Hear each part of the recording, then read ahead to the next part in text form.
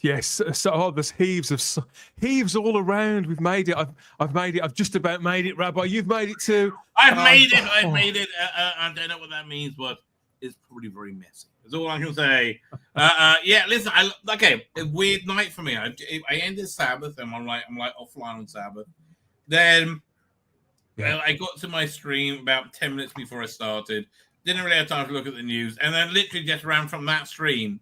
Right over here. So I'm on like a exactly. I'm on a endurance course start. So if I do pass out, and we have lots of American food because normally I nip off kids. I got lots of American because we had Americana for Shabbos, Shabbat meals. We had very good brisket. I think you would appreciate it. And corn dogs for one meal, and fried chicken and biscuits and gravy another meal. We did well. I have some leftovers here. Ready to go when a camera goes off. You forgot the chili dog. I would still be at the table with that menu. Chili dog, man. Corn dog, yes. Corn dogs, awesome. Gonna give it a good idea. I'm still wet.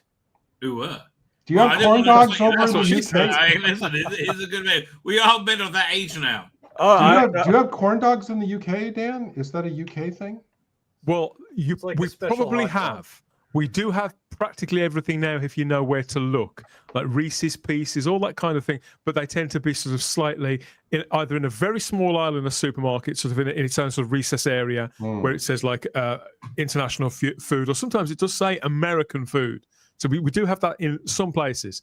But in England, does anybody have Canadian food? We have the poutine, not that I know, also known as clogging juice. Yeah, nobody back bacon. bacon. I ate poutine once. I was like, what poutine is for those of you who don't know. So it's French fries. Chris, or chips. I thought you said poutine. I thought you were talking No, not the poutang, the poutine. So what it is, it's French fries.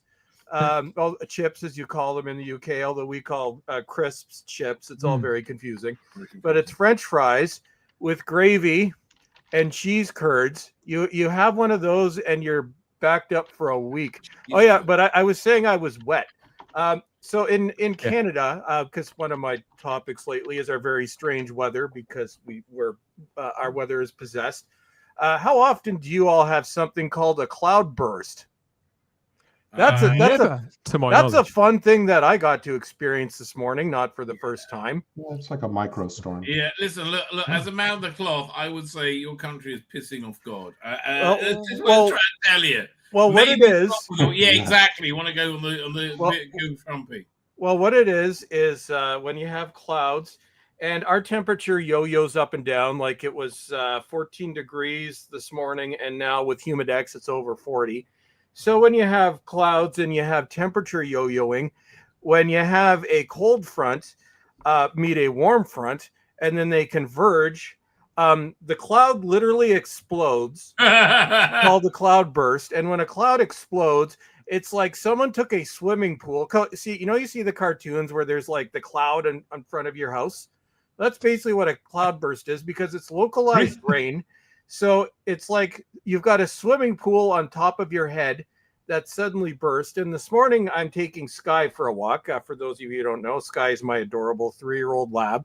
So I was having a crappy weekend anyway, so I was already in a very bad mood. And I'm thinking, how worse could today get? And then you can kind of tell, because you have like two temperatures at the same time when the fronts meet. This is how tornadoes are created, which, yes, we have this here. So you can see, on this side of me, it's cold. On this side, it's hot. Oh, God, something bad's going to happen. And then all of a sudden, you have no warning with these. It's like this, and it's like somebody dumped a bucket on your head. But in this case, somebody dumped a swimming pool on my head. It's like, you have, seagulls. We have lots of those. They poop on you. So instead of pooping on you, nature is literally trying to drown you. Yeah. So they're just telling you to go. They want us to die. And my dog blamed me, because I used to have a husky that didn't like the cold. I have a Labrador retriever that doesn't like getting wet. So after this was done, so the burst lasted for probably about a good 30 seconds, during which time we could not escape. So literally you could barely breathe, so we got out, And then my dog looked at me and barked at me. I'm like, I'm sorry, Sky, I've got to tell this story. As if to blame the cloudburst on me. I'm like, no, Sky, this is literally the universe hates us. So Canada weather. Possessed? Yeah. Schizophrenic? I have no idea. We're in hell. It sounds a joy. Our heat wave has ended in Britain. Now that's the good news. It's varying between really quite nice, nicely warm, and quite brusque, quite windy. I've literally just got back from the most English day I think I've had in years. I went to a village fair. A village. Sadly, I did have to remain sober because I was the designated driver. I went to a lovely little village fair. There's a village green. There's a duck pond. There's the tiny little post office. All that kind of thing. Just 10 minutes away from Wolverhampton city centre. Because my youngest, she's now old enough. She's too old to be a brownie. She's now joined the guides, which does mean that they get them to sort of pull their weight. So she had to man the tombola stand there at the village fair. Excellent. There was a choir rabbi singing hits from the movies. From stuff lovely. like Mary Poppins and Wicked and all this sort of stuff. Wow. There was I lemonade love Mary stands. Poppins. It's not English, you don't know how Lovely. beautiful this is. It's just it's relaxing just hearing it. By the way, Peter Harrington, a corn dog is when you get a hot dog and insert it on a stick, you dip it in a corn meal mixture and deep fry. Right, essentially. That's right. Everybody in the chats, Rabbi, I was going to say, everybody in the chat's talking about corn dogs now, thanks to you. Well, because they're awesome. But I will say, England does have, and they should really market this to America, brains faggots, right? Brains faggot. They should just start selling them in America with that exact same campaign. Use Timothy Dalton's voiceover, going, brains faggots, right? They should.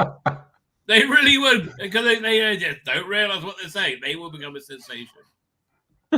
Yeah, it's a staple. It's definitely a staple here in Britain. As for corn dogs, I'll keep a lookout for them. It's not a corn hole. It's something totally different. You can't buy a frozen one. You can't get them in grocery store. You got to get them made fresh, Dan, like at a fair. Oh no, we've got them at Walmart. They taste kind of like fried vomit, but I've had real corn dogs. So Dan, did you have the? So if it's true, so I'm assuming you had blood pudding and fish and chips. I didn't, but I did because the little one, she did so well. I'm really proud of her, and so she finished her little stint, and I bought her some chips, and we sat on a park bench, and all that kind of thing. There was like a big machine blowing balloons, blowing bubbles all everywhere as well. It was just like there was bunting up. It was really, really lovely. Yeah, I miss those carnivals. We can't have them anymore for security issues. Yeah, makes sense. Thank you to Peter, to Richard, and to Lord Thoth, and to Darren, and everybody who's joined us for our regular preamble, as always. While we'll limber up, so I've literally just got in from. That's why I've still got I haven't even taken my sunglasses off, but bear with us. We've got plenty to chat about. A whole week's worth of geeky stuff to unpack. More anecdotes, more grousing. And you know what it's like here. It's not going to really stay safe for work. So if you are at work, I don't know. It depends where you work, doesn't it? If you work if you work in a brothel, we're perfect. If you work at the local peep show, you're fine. But, exactly. Those aren't legal here now. Otherwise, use your headphones. Yes. Everyone else will have to watch their step. I suppose it's time we get stuck into it and give them both barrels of this. Voiceover, David Healy, available for bar mitzvahs. Come on out, you're surrounded. Start his orders. I'll have the Mediterranean prawn. They're off! Okay, I'll have the asparagus then. And 50 to 1 bar. That bar sounds crowded, Sergeant. What's this? That's cider. That's not just cider. Frolic Squad. Hey, you over there, in the shadows. I'm afraid I'm going to have to ask you to accompany me. This is the Professor Douglas Casino from Captain Days. It's a different kind of cider. All right, Del Rey, take it down to the station. Chief. Red Rock cider. It's not red and there's no rocks in it.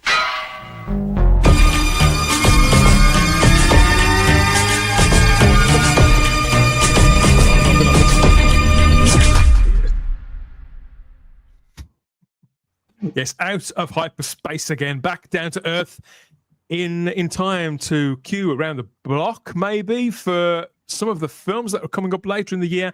We'll see when we touch on some of that on the Spacebook Live, another of our special live streams on Saturday, the 5th of July, 2025. Here we are, as ever, limbering up. You've heard the preamble. This is where we go into fourth gear, I'd like to think, Gary. Fourth gear. So Yes. we're back here with the panel. In case you were wondering this, so this is Chris, the mighty Bolstrek. Earlier on, he was telling us he had quite a bad day. People always assume, I think, Chris, that as you are the legendary Bolstrek, that every day that you have is a bad day. But it's not true, is it? Well, generally speaking, yes, because I live in Canada, so we don't have good days here anymore. But there are some days that are tolerable. I need to think. What's a good? I just need to think of a good thing that happened, so I'm not a negative Nelly. What good? I watched Goodfellas again this week. That's an awesome movie. So something good happened. Always something, isn't it? The rabbi from another planet. He's made it too. I'm happy to say, direct from his own planet as ever. And Gary Akers, the retro doc too. With a brand new cap, I think. Is that what's on that one? Is that Wayland Enterprises? Stargate. Oh, it's the Stargate. Stargate. I could never get into Stargate. I still have never watched an episode. I like the movie, right? Oh, Chris, I wanted to ask you. You're a 4K maven, right? Yeah. I am a nerd. Yes. Is there a 4K release of the Mission? The Mission. Yeah. Roland. Oh, the De Niro one. Robert De Niro. 86. Liam Neeson. Give old Uncle Bolstrek here a second. Yes, I didn't put you on the spot. I didn't mean to dick. Although even when there is a 4K release, that does not always necessarily mean a good thing. It depends on when it was released, who it was released by, and whether or not so much they used AI, but they used this god-awful thing called DNR. So Uncle digital right now. My go-to site for checking anything Blu-ray or 4K is blue-ray.com. Oh, I like that one all the time. Yeah, I use that. So from what I can tell, not even available in Region 1 right now. From what I can tell, unless it's out of print, no current 4K. But here's what you need to look at when you're looking for 4Ks, little ones, because not all 4Ks are created equal. So things to avoid: any early 4K, definitely anything that was released in 2016, they were almost all garbage and basically 2K upscales. Gotcha. You want to be very leery of anything that was released by a non-boutique label, because some of them are literally upscaled Blu-rays. The companies that will never let you down, Vinegar Syndrome and Arrow, have never put out a bad 4K release. Actually, I watched Dark City on 4K. That was awesome. Even though I have my issues, Trash Factory, formerly known as Shout Scream Factory, even though I do question their business acumen recently, theirs are pretty decent. I think the Craft was the only one that had issues. So you want to look in. Is it 2K upscaled? If it is, no, make it go away. Is there any DNR? No, make it go away. Because basically DNR, what it does, little ones, more story time from Uncle Bolstrek. So DNR is the bane of the existence of any collector, because so if you don't know, 35 millimeter film, it's basically your image is made out of grain, which is why it looks so awesome. It has that texture to it, unlike the soulless digital crap. So when you watch anything, typically anything made before about 2007, and pretty much everything made before 2001 was shot on film. Session 9 was the first film to be shot fully digitally, and you can tell that was 2001. So this is why you want to check into the DNR, kids. So what they've done, and James Cameron, this is how he destroyed his films. So what they do is they want to give it a more modern look. They also did this to the Star Wars movies. It's basically AI, although it was early AI. So what it does is it takes the grain and removes the grain texture, at which point also removes all the detail, because the detail is actually in the grain. So what you end up with is this god-awful, waxy, soulless Yeah. And there are a lot of 4Ks like this. And one of the worst examples on Blu-ray, actually, Patton was really bad. It's probably one of the worst examples, the first release. The release of Star Trek, the first 6 movies that they kept re-releasing are unwatchable if you've seen them, and that's all we got. The 4Ks are much better. So you need to take a close look. So, and 4Ks are not cheap. So this is why I say if you're getting into 4K, I usually go at Blu-ray.com is generally pretty good with their reviews. I don't really care so much about the extras. Audio, I can give or take Dolby Atmos. Often I like the original, in many cases stereo track. But you want to look at it, and you want to look out for DNR. You want to look out for 4K. You want to look out for any mentions of artifacting, which was a problem on DVD. Chris, is this the problem that caused people to get so angry with James Cameron about the Terminator 2 4K? Yes. I watched. There must be. Yeah. Terminator 2 is an abomination. I did eventually pick up The Abyss and True Lies. Now, for True Lies, it is an improvement over what we had, because what we had was a non-anamorphic DVD put out in 1997, and that was the last release of True Lies. So compared to the very old early generation DVD, it looks fine. But compared to your average 4K, it looks like ass. I'm sorry, James, your movie looks like hell. The colors look fine, but everything else, it's like it's wax figures. I'm like, no, I did not wait 30 years for this crap. So this is why Blu-ray completists leave the, and this is why this is Vinegar Syndrome, and I believe Arrow actually also, but I know Vinegar Syndrome has this policy, which is why their 4Ks look amazing. They have a strict no DNR, no AI, no digital hokery policy, unless in very rare circumstances it's the only way to fix something in a single frame, but they don't use it unless they absolutely have to. So if you want a good 4K, Vinegar Syndrome is where you want to go. Failing that, Arrow Video. Failing that, Trash Factory. But I'm not going to go into another one. When you say that Star Trek, no, thanks for clearing that up. I say Star Trek: The Motion Picture was a bad release, because I thought that was fabulous. No, the 4K is amazing. Rabbi, the reasons that the 4Ks were actually done exceptionally well is the story behind the Blu-rays that first came out in 2009.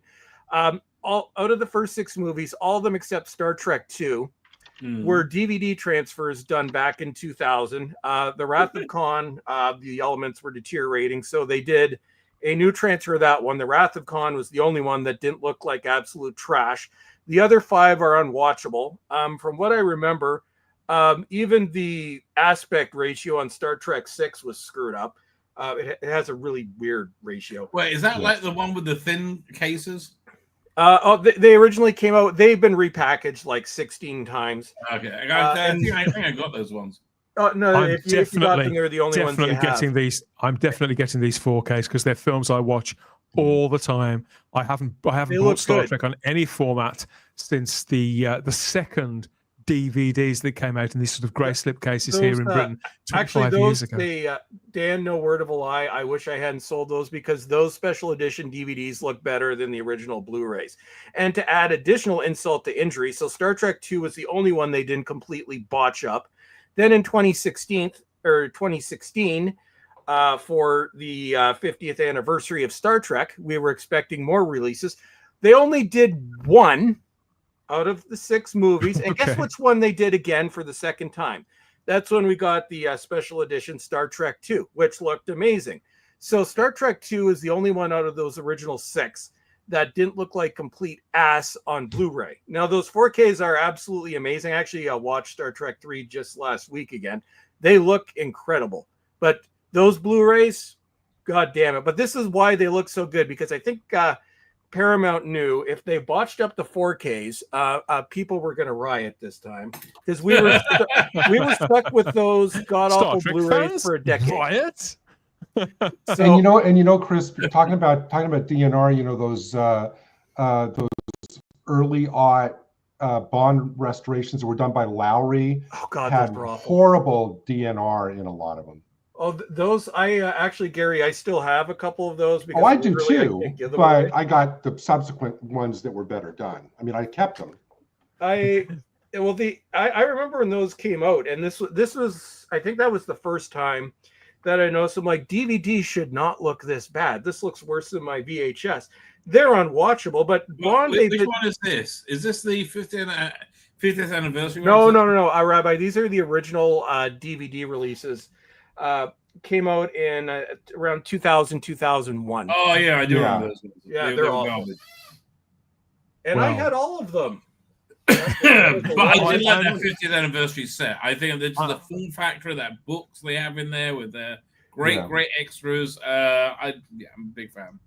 I'm definitely. And gonna be everybody's trying to quadruple figure out, because dipping. I think, and depending on who you research, the 50th anniversary set and those new white sets. Some people say they were actually retransferred again for the white sets. Some people said they weren't. Well, I understood it all scanned up to 16K for every frame.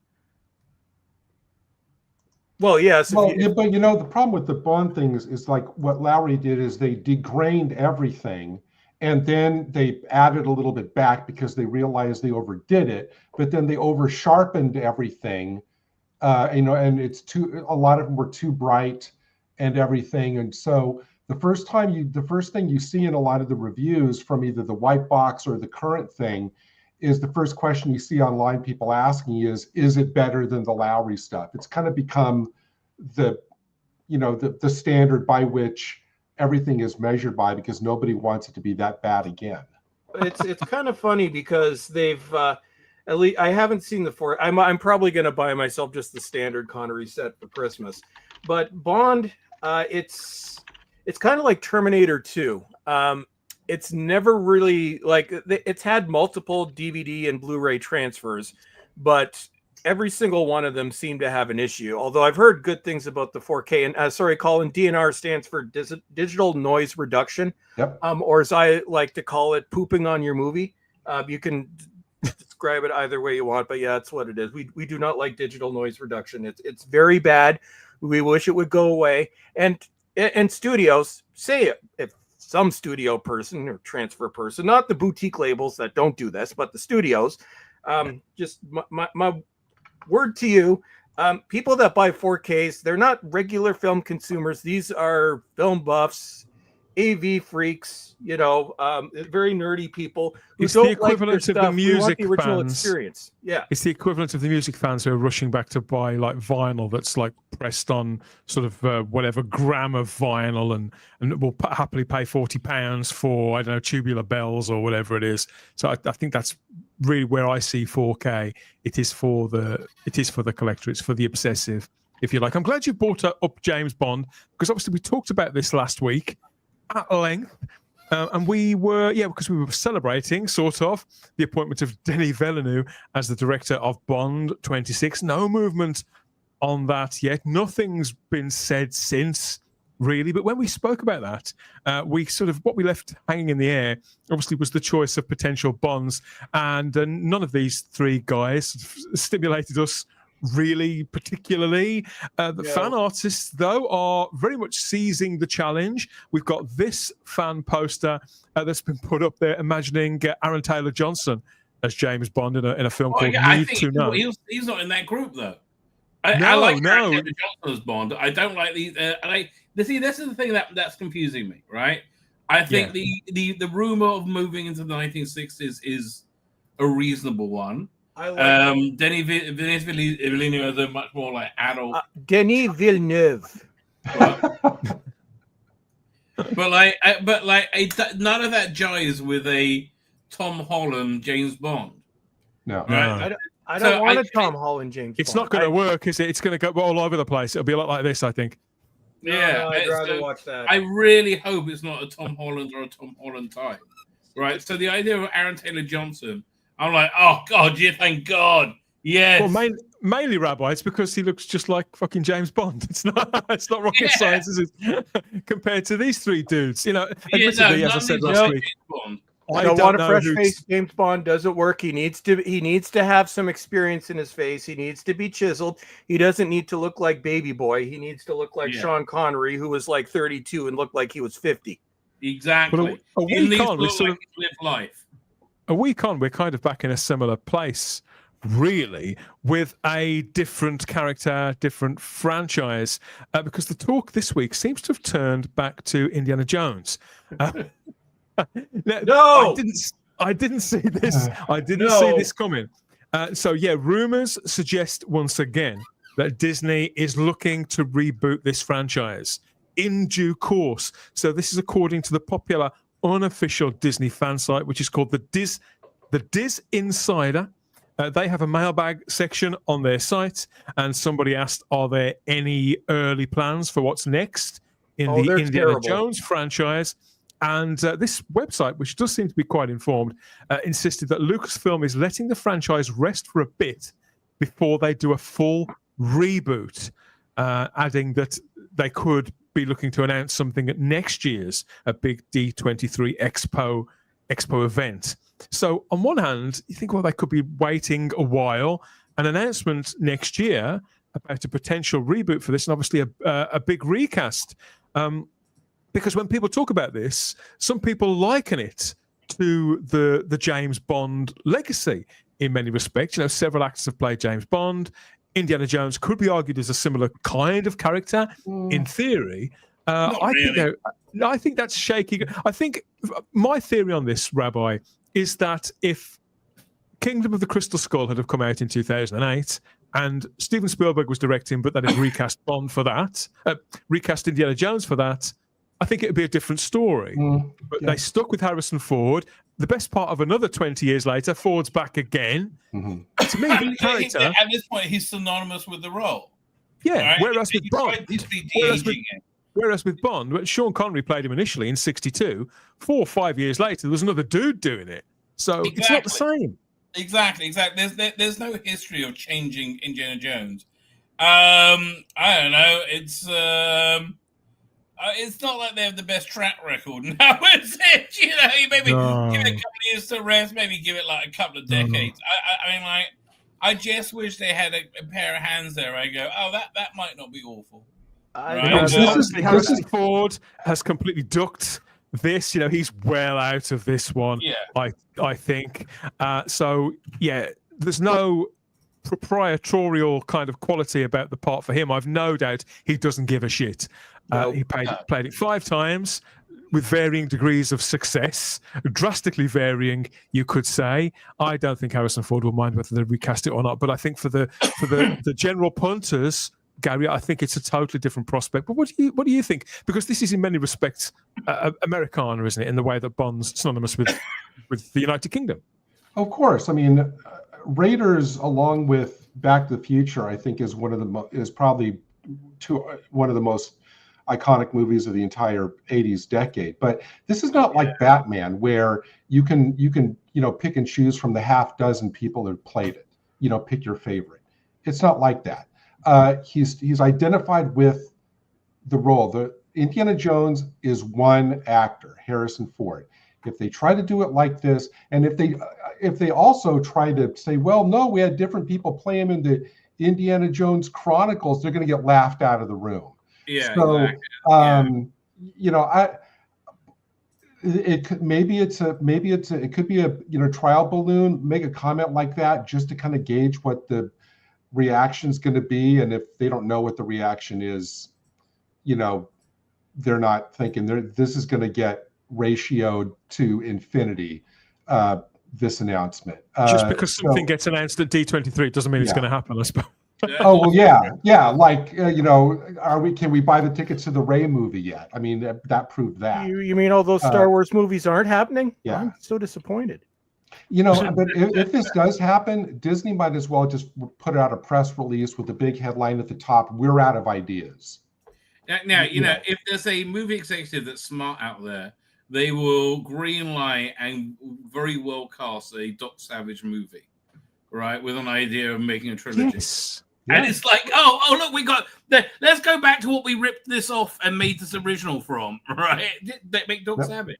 Do you think the reason they don't do that, Rabbi, is because they still have egg on their face? I mean, you could say that 2012 is a long time ago now, 13 years, but that's when Disney acquired Lucasfilm and therefore Indiana Jones as well. Well, I think what's really holding them back is they're morons and perverts and completely unqualified for the job, right? Yeah. I listen. Look, you want to know why the world is so messed up, and it was a revelation I had today, and it's feminism. Now, I wanted to say I believe all peoples are intrinsically equal, right? Yes. I mean, third wave, loony, blue-haired feminism. No, I'm saying it's the feminism that employed a advertising executive to hire Dylan Mulvaney to advertise. Right. I'm saying it's the feminism that put Kathleen Kennedy in place. Because, okay, the way men and boys and girls play are different, right? A girl, they have characters with like very few characteristics, so they can imprint themselves upon that character. Right. Well, boys have characters with like huge characteristics that they imprint upon themselves. It's like a juxtaposed worldview, essentially. So, like, a boy, Indiana Jones is a very boy character because he's got very boy characteristics. When you want to make a girl character, you make them very bland, right? And we've kind of seen that across, this insertion of bland female characters and everything. Anyway, it's this inability to see a world from anything other than your own perspective, right, has brought us what we're here. And again, it's because feminism has elevated a lot of people to a position they shouldn't have, who then elevated through DEI more people that shouldn't have their position. And thus they're morons. They're all freaking morons. Just hire me, Hollywood, 100 million. No problem. I'll get you. You mentioned Doc Savage. I can't remember, Chris, who created Doc Savage. But there are lots of characters like that that are almost as old or as old, whereby they were sort of pulp authors. The stuff that's out of copyright, which is public domain, which Disney could use. They could not Disney, just man. The same as anybody else. We've gotten some amazing horror movies. Who hasn't watched Winnie the Pooh, Blood and Honey?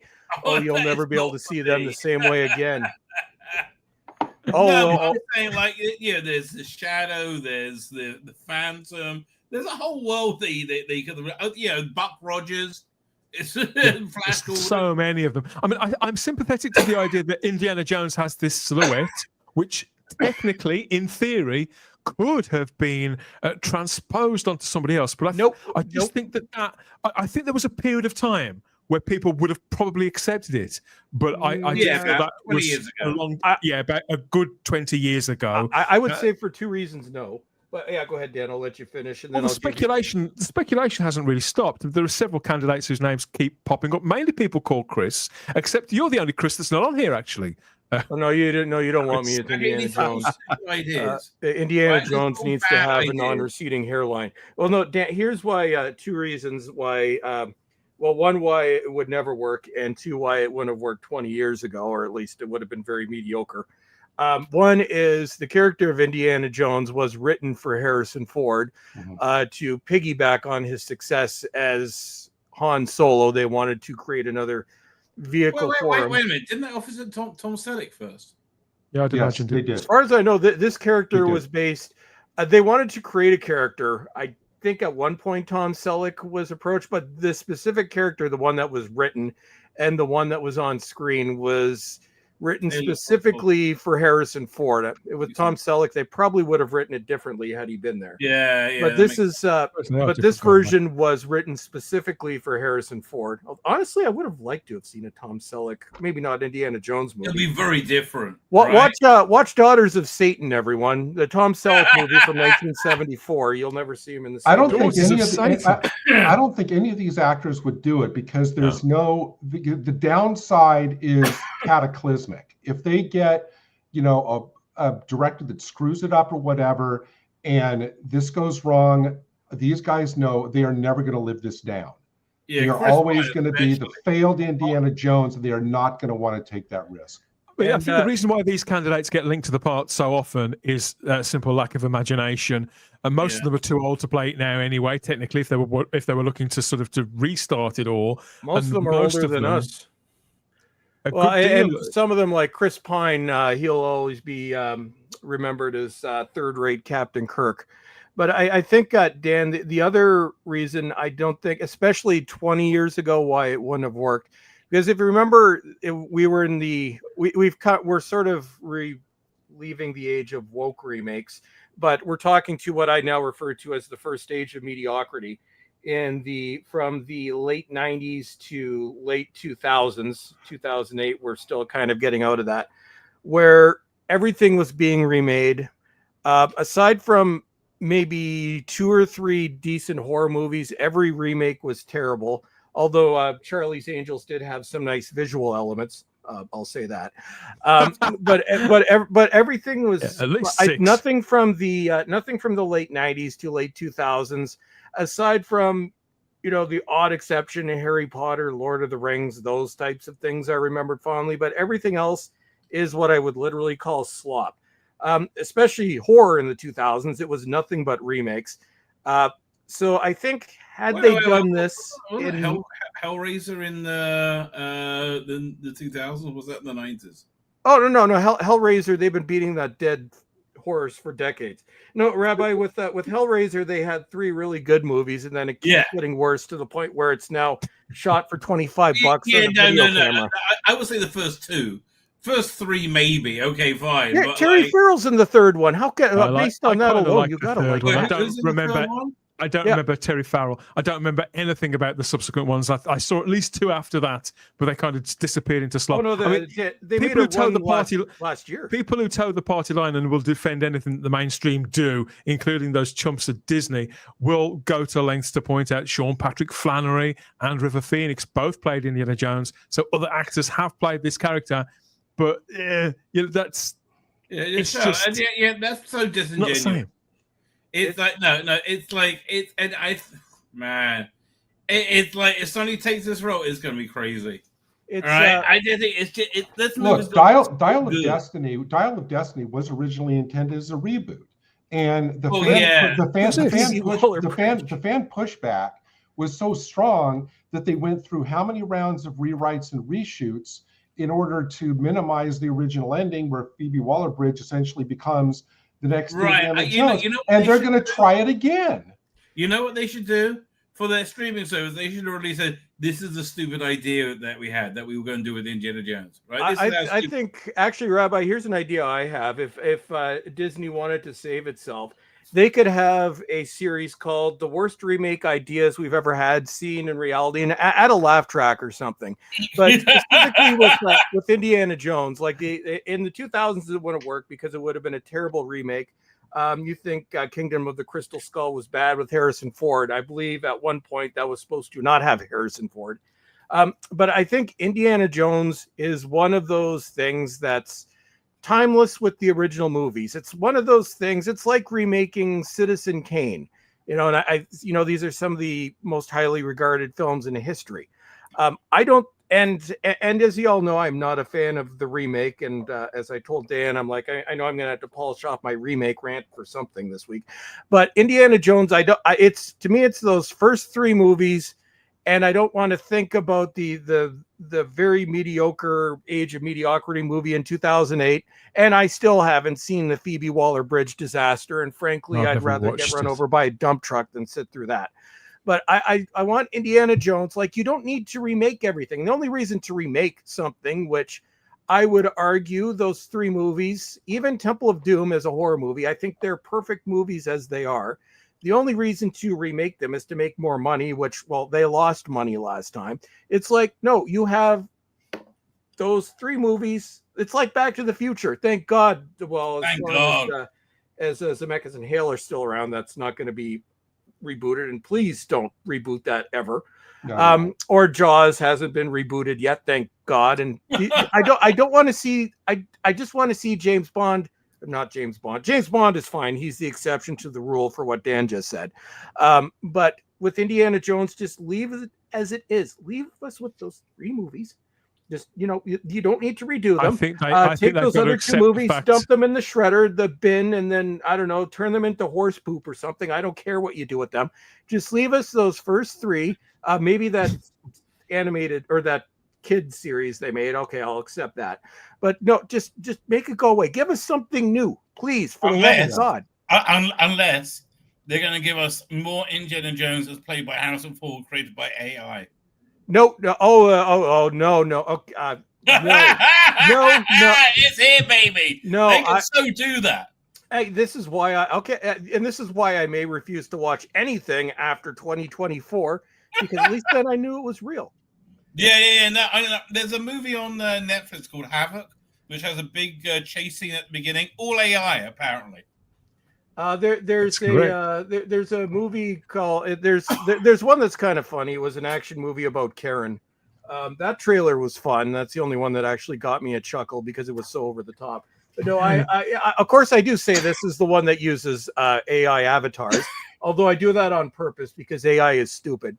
So this is me trolling AI with AI, but no, just give me real stuff, please. I can't see anybody really taking this seriously. I don't think, even before Disney sort of loused up so many other things, I don't think people would have bought this anyway. In my view, they're best off forgetting the whole thing, except the fact that they have well and truly screwed up Indiana Jones to the point where there's simply no appetite for this any further. Learn from that mistake and perhaps create something new, or look to that kind of pulpy storytelling if they want to try and get it right this time. I don't know, but as long as they sort of leave it well enough alone, I think, and then people maybe can wash their minds clean of the disastrous. The problem is the theme tune. That theme tune is gold. Like, right? Like I say, I do, and for that reason, I do understand why they're trying to repurpose it as a kind of James Bond figure, but it simply doesn't stand up to close examination. As of time of live streaming, we're a few days away from a big comeback. I think that is overdue, that people are looking forward to. Rabbi, and the Superman bandwagon has hit Great Britain this week with the spectacular sight of the Man of Steel himself. So this was an 11-foot sculpture that was suspended 300 meters above ground within the spire of London's landmark building, the Shard. It's unprecedented in the UK to have any kind of public sculpture up that high, and it's a helicopter around, and the cast of Superman were there as well, doing sort of press screenings and Q&As. James Gunn was at HMV doing a Q&A. They are so charming. They are on full charm mode right now selling this movie, and I like it. They, you know what, they're working for their dollar, and it's good, right? Same as Tom Cruise did for Mission Impossible. He worked and worked and worked to get you to go to the cinema. We're working, and I am excited to buy my tickets. Right, I would have bought them, but my daughter gets a discount because she's a teacher. So I can't say no to that. So I think it's reaching the public as well. It's not just staying with the normies. The general public seem to be, if not sort of chomping at the bit for this, Gary, aware of it, and that this is shaping up to be a cinematic event. I hope so. I hope that it's good, and that I hope that if it is good, I hope that the public responds to it and makes it a big hit. Superman's kind of tricky. Superman's not as easy to get. It's not just like Truth, Justice, and the American Way. I mean, you really have to kind of work to get Superman exactly right. I mean, we've had examples where they've gone too far into things that Superman's not about or that he shouldn't do. So I really, really hope that James Gunn has his head on straight and is going to give us something to really love. Yeah, I'm trying to think of a Superman they didn't do right. Like, I mean, I didn't like a lot of Man of Steel. Most of them, I think most of the Superman adaptations we've had have been valid, but I think the ones that have succeeded for very clear reasons. When you take a step back, and I always say about Superman, I've enjoyed most of them to one degree or another, but I think with the benefit of time, especially Quest for Peace, with the benefit of time, you do think to yourself, well, yeah, I've got a soft spot for the scene where they're stealing Superman's hair is very good. They used the same line shot like 6 times. It's hilarious. It was made by Canon when they really didn't care anymore. I didn't like the fact that they made Superman an absentee dad in Superman Returns. That was misconceived. Yeah, well, look. I mean, it's written by a pervert, so that's what happens. written by a Berman. Yeah. Yes. So anticipation for the Superman 2025 film is definitely kicking up. Inspiring fan art as well. I saw this fabulous poster this week of the previous cinematic Superman, Henry Cavill. They're handing over the spectacles, Clark Kent spectacles, to David Cohen Sweat. Snyder fans will not have none of that. They're like no! They're screaming on the way down. Like this. They're making Tragic, so much noise, and it's like, no, it's not the same type of Superman. This is a silly one, right? With a super dog in it, and robots and shit. You know what? Honestly, I know this might sound corny. I think I'm going to go into it with my arms not crossed. I'm not going to go into it daring them to make me like it. I'm going to go in hoping that I'm going to have a great 2 hours at the movies, and I hope then that Gunn fulfills his responsibility to me, after I buy my ticket. So, I hope it's good. I think you're going to have a good time. I really do. Again, it's a fun movie. It's James Gunn with Superdog, and I love the puppy. Right, and Superman robots and all this, the cute Silver Age stuff, but looks normal. And what's his name? Rachel Brosnahan. Brosnahan, whatever her name is. Great casting as Lois Lane. Yeah. Gotta get her a skirt in the next bloody movie. Stop with the pantsuits, right? She's gotta look. She's a very sexy woman, so make her look a bit sexier. Really? Well, we don't know. I mean, and you guys have probably seen more trailers than I have. I've only seen that first trailer. I can't remember what she's wearing exactly, but to me, she looks an epitome. Are you avoiding trailers, Dan? As soon as I saw that first trailer and I worked out what the tone of it was going to be, I thought, that's right for me. Yes, it's not going to be right for everyone. Superman is too big. It means too many different things to too many different people. So it will have that kind of Marmite quality. But for me, this looks absolutely right. I knew I was going to see this at the cinema from that first trailer. There's no point in me watching the trailers afterwards and seeing stuff that I'm going to see in any case. And Matthew Pounder says too much promotion has the opposite effect. Well, too much is a subjective thing, isn't it? What's too much for some is nowhere near enough for others. Well, I choose to take responsibility for that which I see. So I've gone out of my way to avoid the various trailers. Well, actually, I've got and one example, Dan, and I know we all remember the summer of '89, Bat Hype promotion.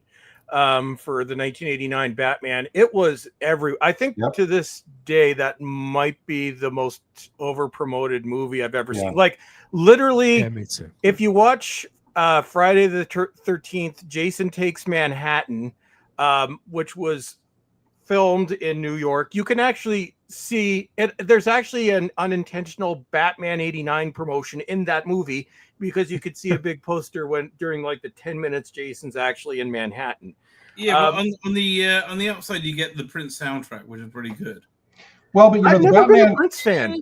I've never been a Prince fan. The Batman '89 movie though had a bigger, marketing hurdle than this movie, because when they announced Michael Keaton, how many months of Mr. Mom is going to be Batman, and that was like a huge hurdle, and he was fine in it, and so the movie became a big hit. He was still good in The Flash. Yeah. I mean, we've got a comment here from Lucy Meow, who says there's too many characters in Superman. Oh, I love that. I love that he's with like all these super friends. What? Too many characters. I mean, how many characters?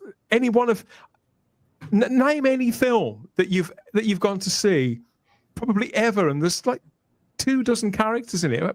I think she might be talking about, we got Green Lantern, we got Hawkgirl, we got Mr. Terrific, all of the other heroes in it. That might be what she's talking about. So we're talking about things that, if anybody, too many people wearing superhero costumes. I just think that's I think that's a silly criticism that's been dreamt up by a goofy people too invested in the culture war. If you don't want to see superheroes, don't go and see a superhero film. It would be my. It's really silly. My big question is comment to make. How much is this going to help Fantastic Four? Right? Because that movie. As I said before, if it's good, it will do Fantastic Four the world of good with normies.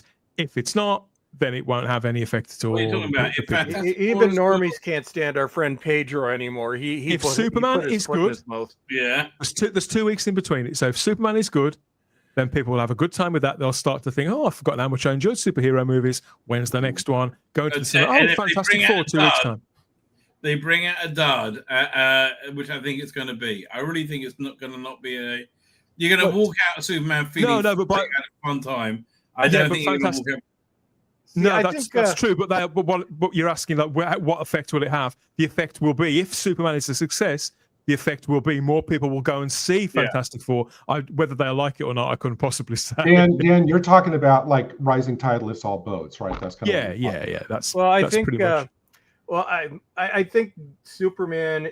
I think this is actually a rarity in cinematic history, where it's up to a single film to determine whether an entire genre of film gets a second wind or just completely dies.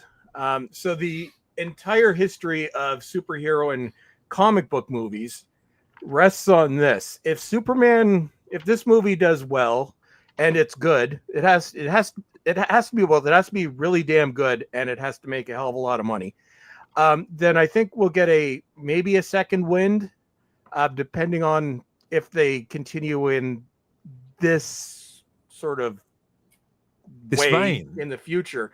But if it flops, that's the end. I don't think. Yeah, if it flops, it's over. Yeah, You're I right. don't think Fantastic Four is going to do well. I think Marvel is. I don't see any coming back for the MCU because it's been 5 years of just trash. And I think Ironheart. I've seen clips. It seems to be possibly like it's the Acolyte bad. I don't think Marvel's coming back, but I think it would be actually ironic if superhero movies continued and they continue to be huge under DC, under James Gunn, and, wokeness aside, I like everything the guy's done. I've said before anybody knew who he was, Slither is one of my favorite, not only one of my favorite horror movies, one of my favorite movies, period, of all time. He also wrote the script for Dawn of the Dead, which is the greatest remake, in my opinion, of all time. So I think it would be just ironic if DC actually becomes what Marvel used to be, while Marvel just kind of fades off and dies. Because it's I recently rewatched the Christopher Nolan Dark Knight trilogy, which I think might be the three, and I know a lot of people disagree with me on this, but I think personally they're my 3 favorite superhero movies. It's so odd when you look at the trajectory of DC and in normies. That Batman Begins is the best Batman movie. It's not the best movie with Batman in it. It's not the most comic booky Batman movie, but it's the best movie. Well, I liked it, right? It's got a beginning, middle, and end. It takes you somewhere. It's a very good script. Yeah, and I think it's odd when you look at the trajectory, because I think in normies, even though Man of Steel started a whole new DCEU, I think in the minds of normies, the Nolan trilogy, because of the timing, actually is connected to everything else, because the continuity is a disaster anyway. But you have like just a masterpiece of a trilogy followed by Man of Steel, which completely just missed the point of what the character of Superman is supposed to be about. Then you have just a series of mediocre movies, and then you have possibly Birds of Prey and the Marvels might be tied for the worst comic book superhero movies of all time. I think Quest for Peace is a masterpiece compared to those, but it starts off really well, devolves into complete trash, and then you have possibly a redemption arc. Like I'm hoping I can see it on Friday. I'll have to. If I'm not here next week, that means I wasn't able to see it, because I don't want to comment on things I haven't seen. I am going to go in being the usual grumpy asshole, cynical bastard I am, because that's just me. I expect everything to suck. But I will go in expecting it to suck, because everything sucks.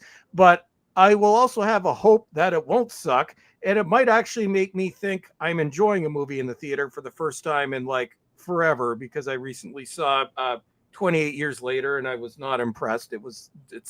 did not. Oh like yeah, I haven't seen that. It's like, what's the deal with it? It goes woke in the middle or something. It's dumb. It's a character piece. That's not what you want to see from 28 years later. It sucks. Well, that's kind of what 28 Days Later was. It looks like it was a character piece, though, wasn't it?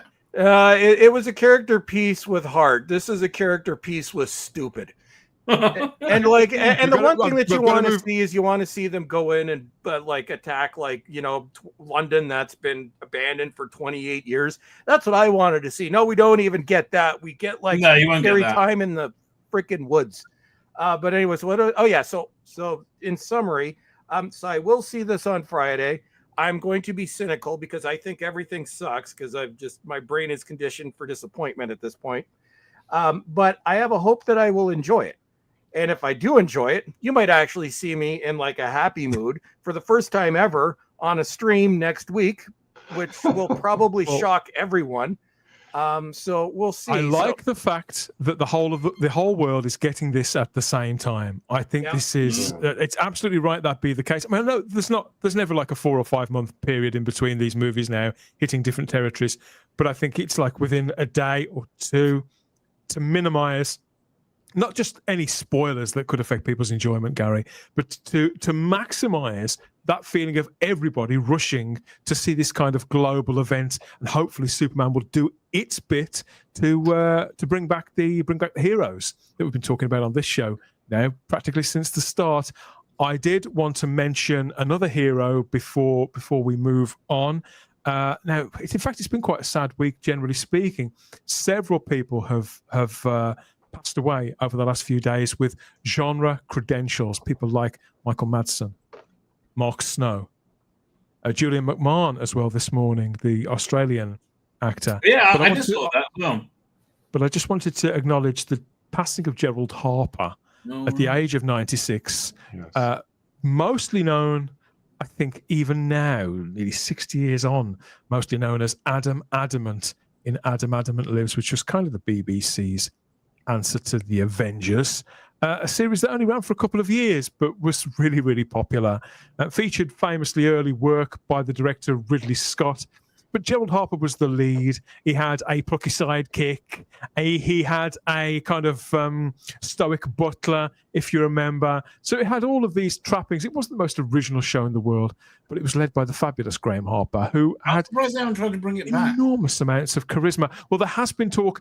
Big Finish have adapted it, have remade it, if you like, but they've only made a few. There's been talk of an Adam Adamant movie for years and years and years and years and years, but it's always been synonymous with Graham Harper, a man who had quite a career after the fact. I mean, he was still acting until relatively recently. Wow. Here he is, about 15 years ago. Yeah, so on stage, looking the part. So yeah, he still looked great. After Adam Adamant, he played Hadley in no relation. He played Hadley in a big ITV drama about a posh bloke. Basically, there he is, the hero of the hunt.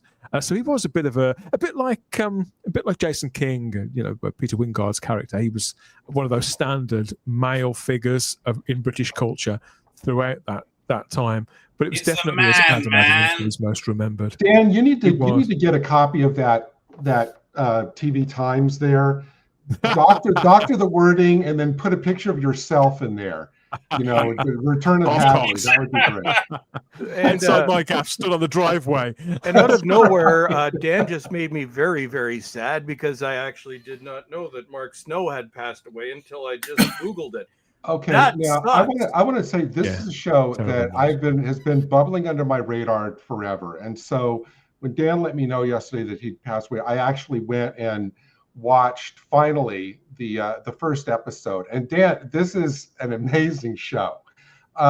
It was kind of like the Avengers, only he's like this adventurer in 1902, gets frozen by his enemy, revives in 1966, and meets this young woman. It's weird. She looks like, starting to delve into Doctor Who for a second, she looks like Polly, but she's dressed like Ben. This sidekick is so hot. I mean, she's great. She's like the swinging 60s girl. I don't think a remake set in the present would work. This has to take place in the swinging 60s to contrast his Edwardian or Victorian outlook with her. And I can't wait to get to, even as arch villain, the theme song from this show, Dan, as you know, is a Bond song. I mean, they have like a Shirley Bassey. It is very Bondish, isn't it? Singing this song, and I can't wait to get to the rest of it. Gary, it goes bold as a knight in white armor, cold like a shot from a gun. If And you should look I- for a man who loves danger, for whom love is a stranger, this man is the one. Rabbi, you must be an Adam Adamant fan. You must remember I've this. never seen it, but you just talked me into getting it and watching it. Well, tragically, I guess it was Dan said it was on for 2 seasons. One of the episodes from the first season is missing. All but 2 of the episodes from the second season are missing. So I think out of like the 29 or 30 of whatever they did, there's only about 18, which is still a good chunk. Right. Enough to get you the flavor. It's enough of the to show. make you feel like you've seen the show when you watch them on DVD or access them, however. To Ace of Wands? No. It was a BBC. It was a BBC show. It was also produced by Verity Lambert. In fact, I think she largely pretty much created it. It was kind of her pet project. So it's got quite a storied history. A lot of the kind of writers you would expect to find on a BBC show from around that time are on there. People who drifted in and out of this and the Avengers and all those other ITC kind of flavoured shows. They're all very much in play. And people who did the Doctor Who's, who did the Tomorrow People and all that kind of stuff. So all the character actors you'd expect to see in it, in a show like this, are there. Patrick Troughton's in it and various people like that. So it's so much fun. And you're quite right, Gary. The girl Juliet Harmer as his assistant is just stunning. Yeah, I mean, just about the dates, Rabbi. This was, I think, 66 and 67, and Ace of Wands, I think, was 70 to 72. That was a little bit later. I can't wait to get to the rest of the episodes of the. It has such a 60-ish feel to it, and he's great as the guy. He doesn't get the morals and the codes of the 1960s and everything. It's terrific. Dear lady, he always said. She rescues him and brings him back to her place to recoup because he's still recovering from being frozen. And then when he gets aware, he's like, "Oh, I have to go. What about your reputation?" She's like, "I don't have a reputation. What are you talking about?" It's great stuff. So that's the late the late Gerald Harper, who's left us at the age of 96. And I would just like, because you brought it up, Dan, and made me very sad because I did not know about it. Yeah. But Mark Snow, who, if you ever watch the X-Files, that theme and especially the score that went through, that's who it is. I did not know that he had passed away yesterday, and he was 78. I was just looking it up on my phone. He did a lot of Twin Peaks as well, didn't he? He worked. That was Mark Frost, I think. Mark Frost. No, it wasn't Mark Snow who did the music. Just a minute. I don't think he did. While he's looking that up, one last question, Dan, about Adam Adamant. No. Because that picture you had was in color, was it filmed in color or was it filmed in black and white? It's all made in black and white, but there are some color photographs, just like there are from the black and white, from the Doctor Who's, from Compact and shows like that, and Z-Cars. There are color images here and there. You can find dotted around, but it was look that up. But various people passing away. Well, about Mark Snow, this guy. Whenever I think of like my late teens or early 20s, because I was obsessed with the X-Files at the time, and I would watch the episodes over and over again, I hear that ominous keyboard in the back of my head, and his score was pretty much the same most of the way through. But I think the X-Files had one of the most unique scores I think we've ever heard. And when they brought it back for those disastrous 2 seasons, I don't know if this was a mistake or not, but it's the fact that he actually completely replicated that score like 30 years or 25 years after he first did it using the same keyboard. Really? I just had to say, for just sort of hijack here for a minute, R.I.P. Mark Snow. I only heard about that earlier today myself. I had no idea he passed away. As soon as you said it, I'm like, wait, X-Files Mark Snow? He's not dead. Just so while you're talking, I'm like, oh my God, he died yesterday. And he's almost exactly the same age as my father. Like, same month. Damn.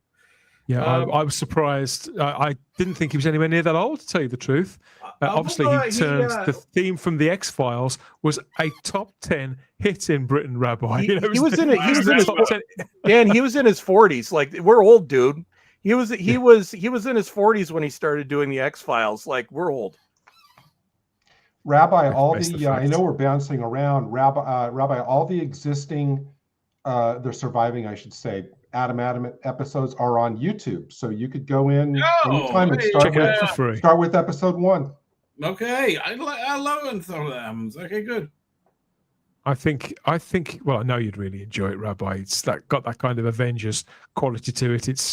It was not post Watershed TV, but it wasn't kids stuff. It was a proper adult full-bodied show. Yeah. And I actually, the thing that stunned me most about this, Dan, for a show that was broadcast in 1966, there is a clear shot at the beginning in the 1902 part, where he's defeating a villain in 1902, where he gives a solid kick in the you-know-what to this guy he's fighting. And I'm going, I can't believe they showed that in 1966.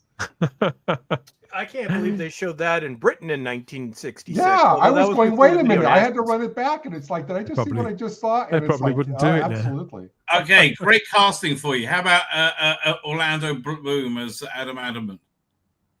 No, yes. he's past his prime. I think he works. No, I like Orlando Bloom. I like that show with the fairies. Do you remember that? Did anybody see that? It was on Amazon. I never saw it. It was really good. It's actually really okay. It was good because I heard good things about it. They were going to make more, but didn't the pandemic sort of scupper it? No, it did. They managed to squeeze out 1 3/4 seasons essentially. But it peaked in the first episode when you had in a fairy brothel when a fairy prostitute was grabbing a customer with her thighs, right, as they copulated together and lifted him up. Right, fluttering her little fairy wings, right, as they achieved orgasm, right? I thought that was very inventive. And so I said, you know what? It's time for me to pay attention to the show, right? And it was never. And listen, it was okay. My show that is the show that it's crap but okay, watchable is. Defiance, right? If Defiance is my middle ground, right? It's okay. Did you ever see the show Defiance? We talked about it last week on here. Okay, fine. So that's my middle ground. So it's Defiance +3, I would say. If you can, like, I say that's your sliding scale of sort exactly TV shows. How much better Defiance by 4 or 5? I get it. I get it. Exactly. How on earth do we follow that? I know just the place. We're going to stick with the TV past, but we're going to travel across the ocean. I forgot to play this. I'm going to play it now instead. I'm going to tell you how it's going to be. With Scotch's lifetime guarantee. Take what you want both night and day.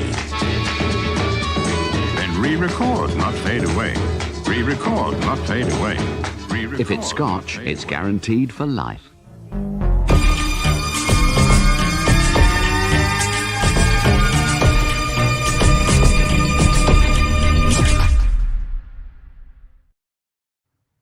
Yes, of course, we've not forgotten. How could we?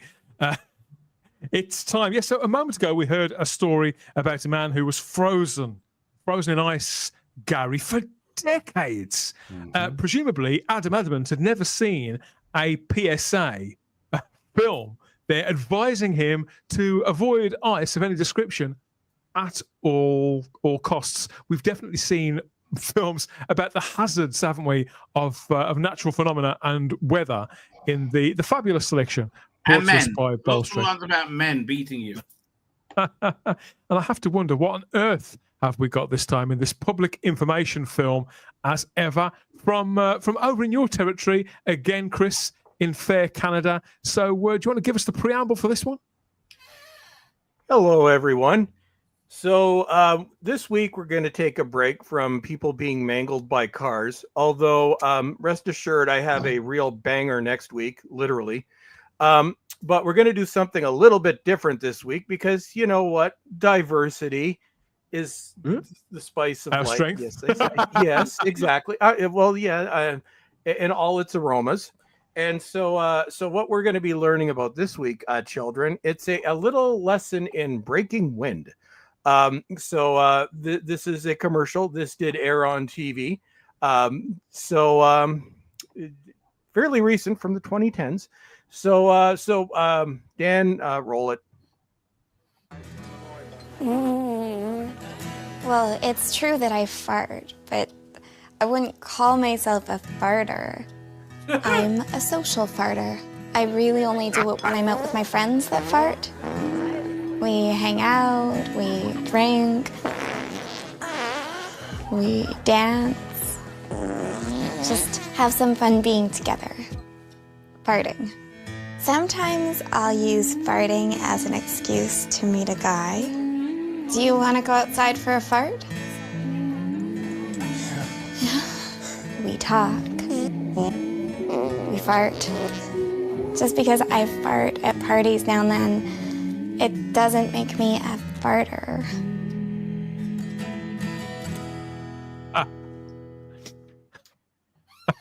So there you go, folks. What did we learn this week? I'm processing it. My first thought is that I really want to see all the auditions for this one.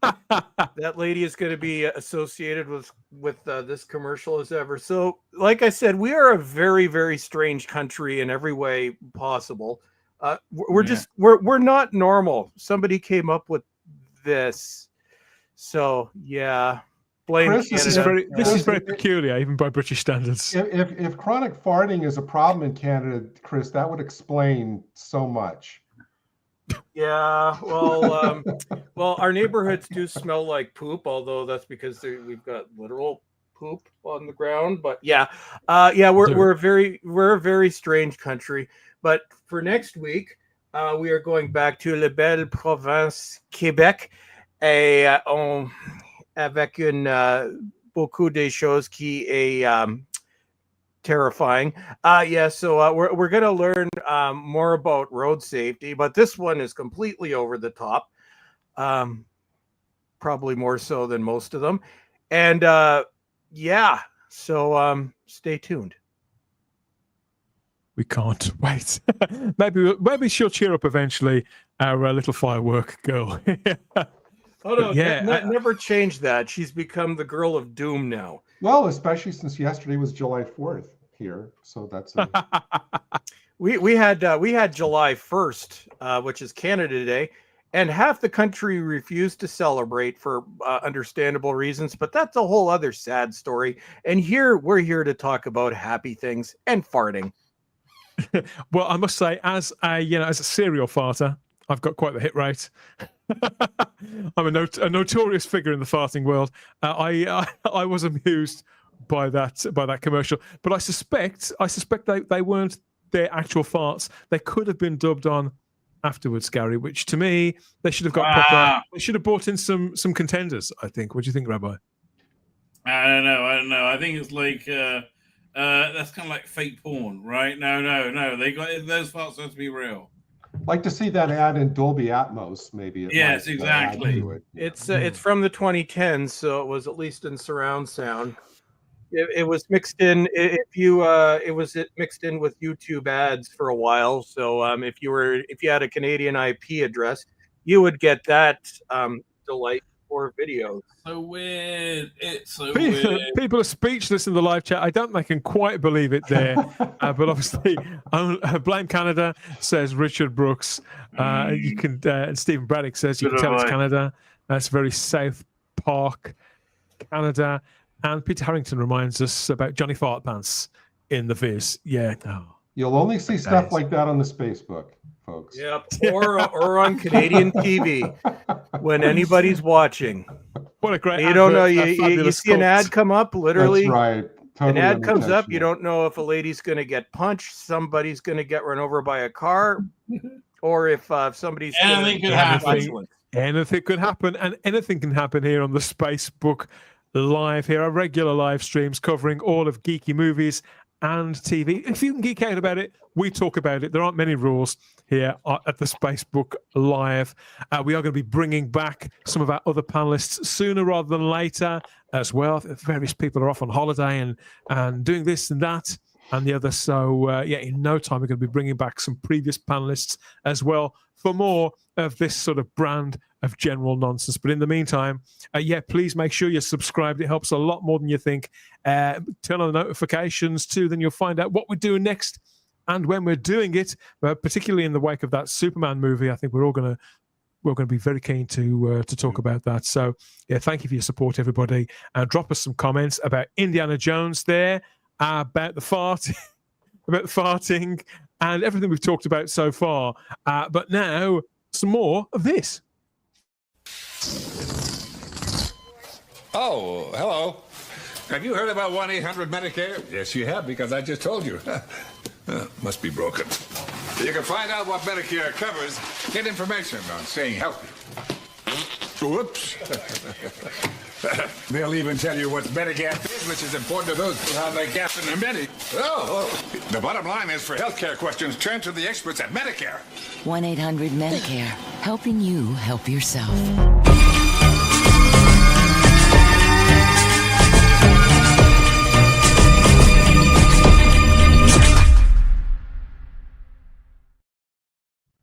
I missed that, man. You get the feeling that he's working on his community service by doing those.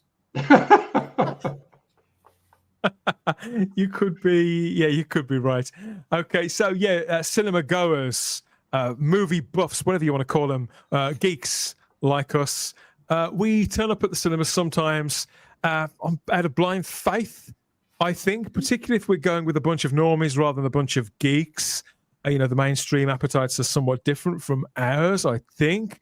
And the things that bite us and that bite hard and that put us off and that get us angry don't necessarily have that effect on the mainstream audience. Even if they see something bad, they can often brush it off in the space of a few days, can't they? Whereas we can sort of seethe about it and come online and talk about it and tear it to shreds more often than not, particularly if they have soured or completely sort of savaged something that we loved in a previous incarnation. The word remake, I think it's more softer on the ears than the word reboot, which I'm absolutely sick of. Mm-hmm. But when it comes to, I don't like the word reboot at all. But the practice of remaking old movies, whether they were hits or not, has been around almost as long as there's been cinema. I think in the last few decades, it has been the case that largely remakes have been, for want of a better word, shit. And not many of them are successful either. This year we did get one, though. Lilo and Stitch, the Disney remake, has proven to be incredibly popular, maybe even more popular than the original film. Now, I haven't seen this.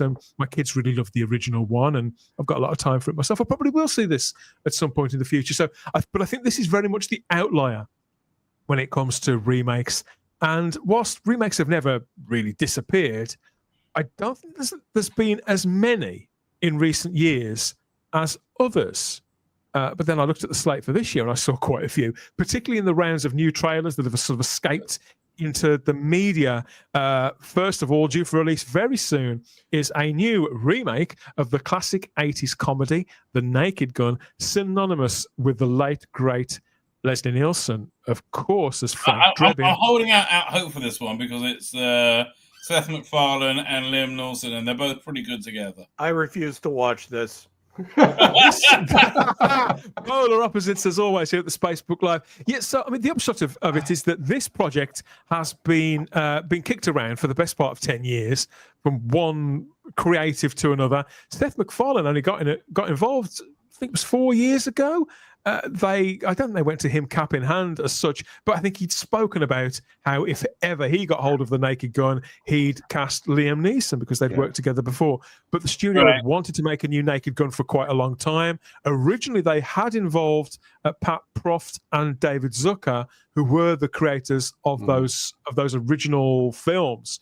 But the concept that they were working on with them, it just never came to anything ultimately. So we have got a brand new trailer for this new incarnation, which is a straight up sort of remake. I mean, they have cast Liam Neeson, largely a straight actor in the way that Leslie Nielsen was, really, until he started doing Airplane and things like that. They've cast Liam Neeson kind of against type.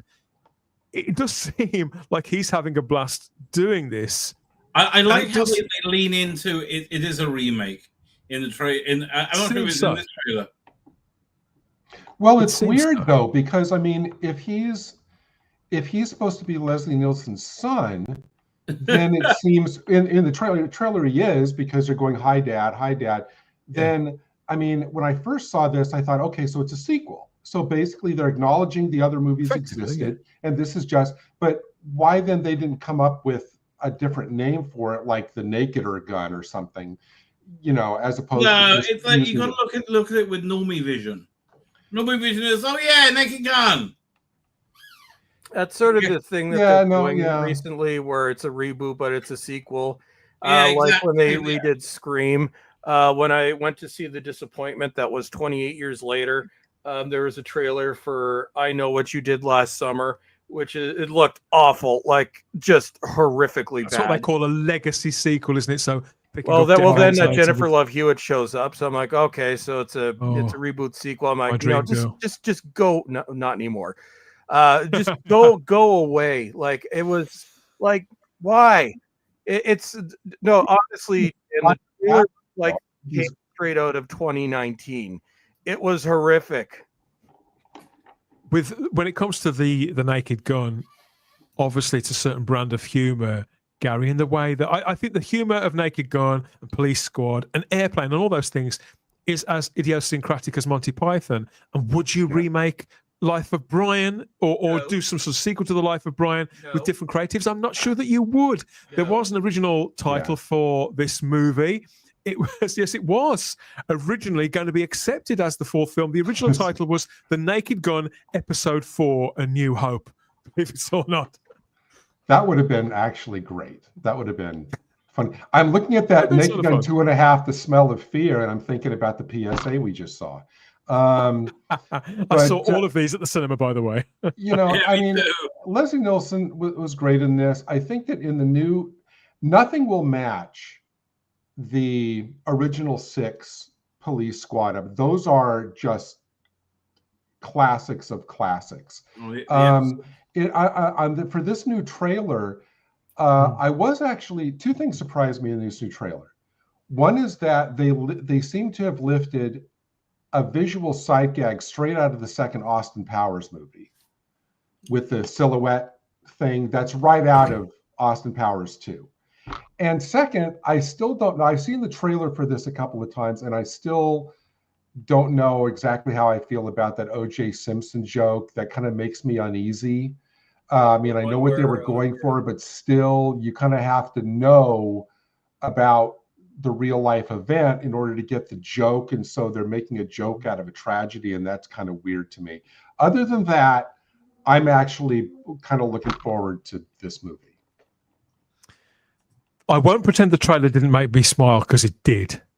I think the actors are doing it with the best of intentions. I do think that Liam Neeson's probably right for this. I think it's the right time in his career to do something like this after playing the sort of dad with a gun, granddad with a gun kind of figure for the best part of 20 years. It's probably time for him.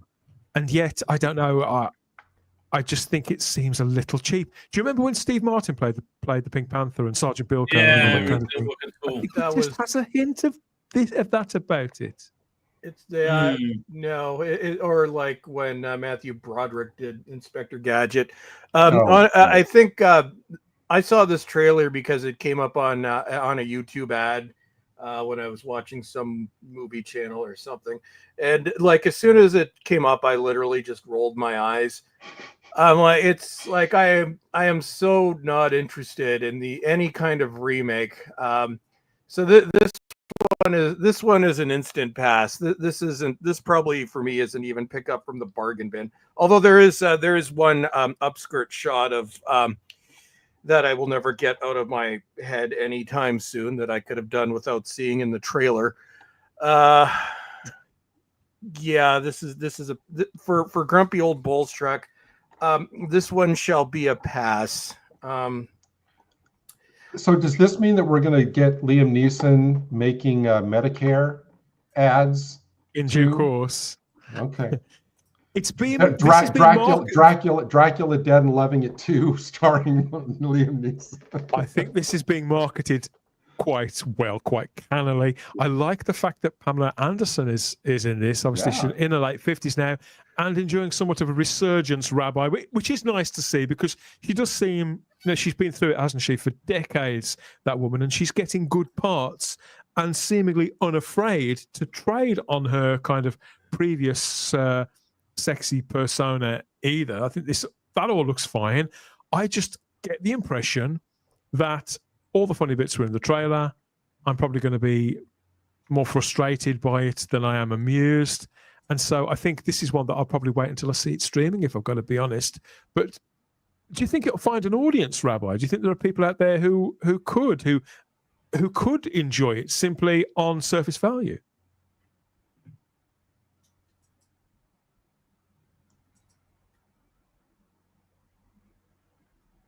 Where's the Rabbi? I think he might have actually dropped off. I thought everything died again. No. Well, I think when he saw that picture of Pam Anderson, I think he thanked. Oh yeah, he went to the Google. Well, it's not rocket science, is it? To make all comedies really should have to do is make people laugh. Maybe we're looking at it too deeply. I don't know. I think the problem with this is if there's one thing that I miss in theaters, it's the comedy. I love the Judd Apatow and Judd Apatow ripoff films of the very late 2000s, early to mid 2010s. I like those too. Those were like completely kneecapped during the age of woke. Not a single one of those would ever get approved now. But what I like when we get comedies now, we get mediocre crap on Netflix. What I wanted was a return to the comedy in the theater, and we had that terrible Jennifer Lawrence, what was it, No Strings Attached, where Rabbi, she does full frontal in that one, so you might find that exciting. Everyone's got married to it. But that's the only, but it's a terrible movie. So I'm like, no, we need to, if you're going to bring that back, you need to give us something good. I don't think this is going to revive that genre. It literally, and you were saying it, Dan, it strikes me as one of those where the only funny scenes are in the trailer. This strikes me as a 2000s film. This is a good trailer. I mean, not trailer. This is a good ad. This is a funny ad. It's very apt. I think this will make people laugh. These little bits and pieces could get people to go to the cinema. But when they get there, I think when people get a taste of going to the cinema again, they'll go to the cinema more. Right? I think honestly, I think a lot rests on Superman this year. Yeah. Now, what they should have done on this is, if they were smart, the marketing people would have had a Pam Anderson popcorn bucket for this movie. I don't think they did. Absolutely. That's right. They got Stingray from Cobra Kai. He's in it there. I didn't recognize him at first. I thought, I know that guy from somewhere.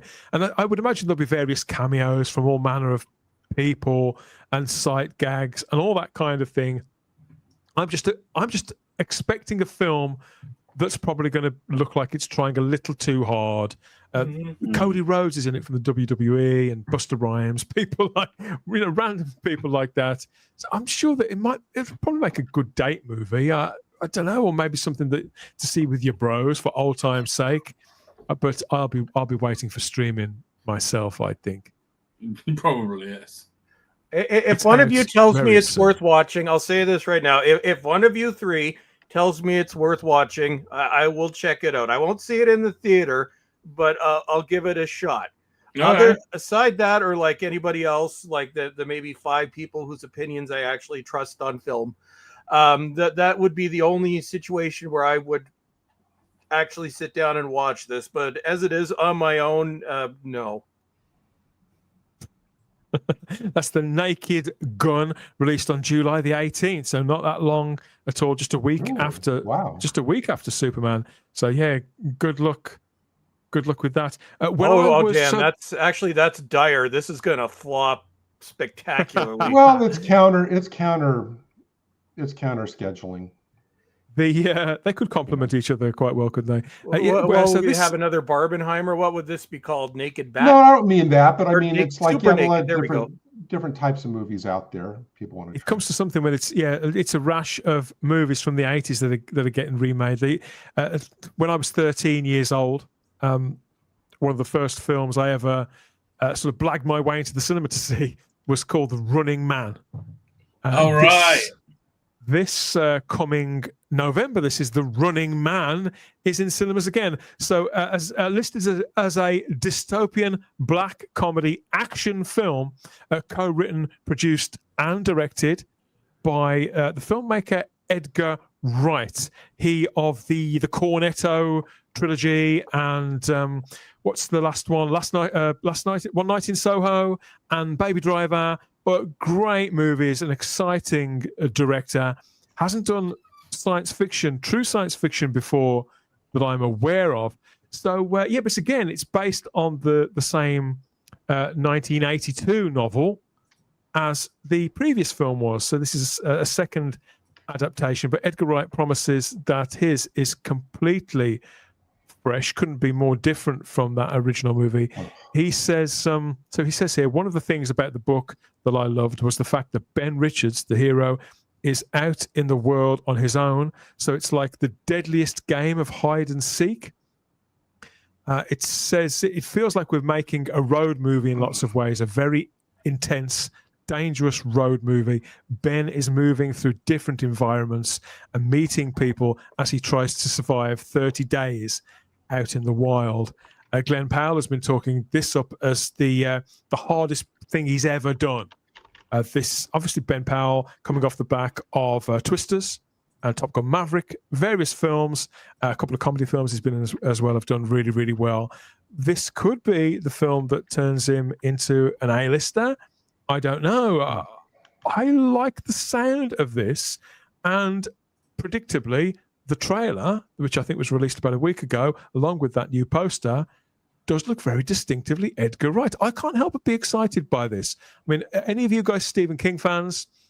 Any people just completely dyed in the wool devoted to the original movie, or just Edgar Wright fan? I would go and see anything that Edgar Wright makes, including this. I thought the trailer looked kind of good. I went into it quite dismissively. Because all these remakes are awful. I mean, the RoboCop, that was awful. And that was the other one. Total Recall. Oh, yeah, awful. They're all awful. And you go, why bother? Right? And this kind of looked the same, but then it kind of looked like it had somewhat of its own identity while retaining the original. I mean, there's no Arnold Schwarzenegger. I prefer the original. What was he called the original? Dutch or something? No, damn you, there are people down there, right?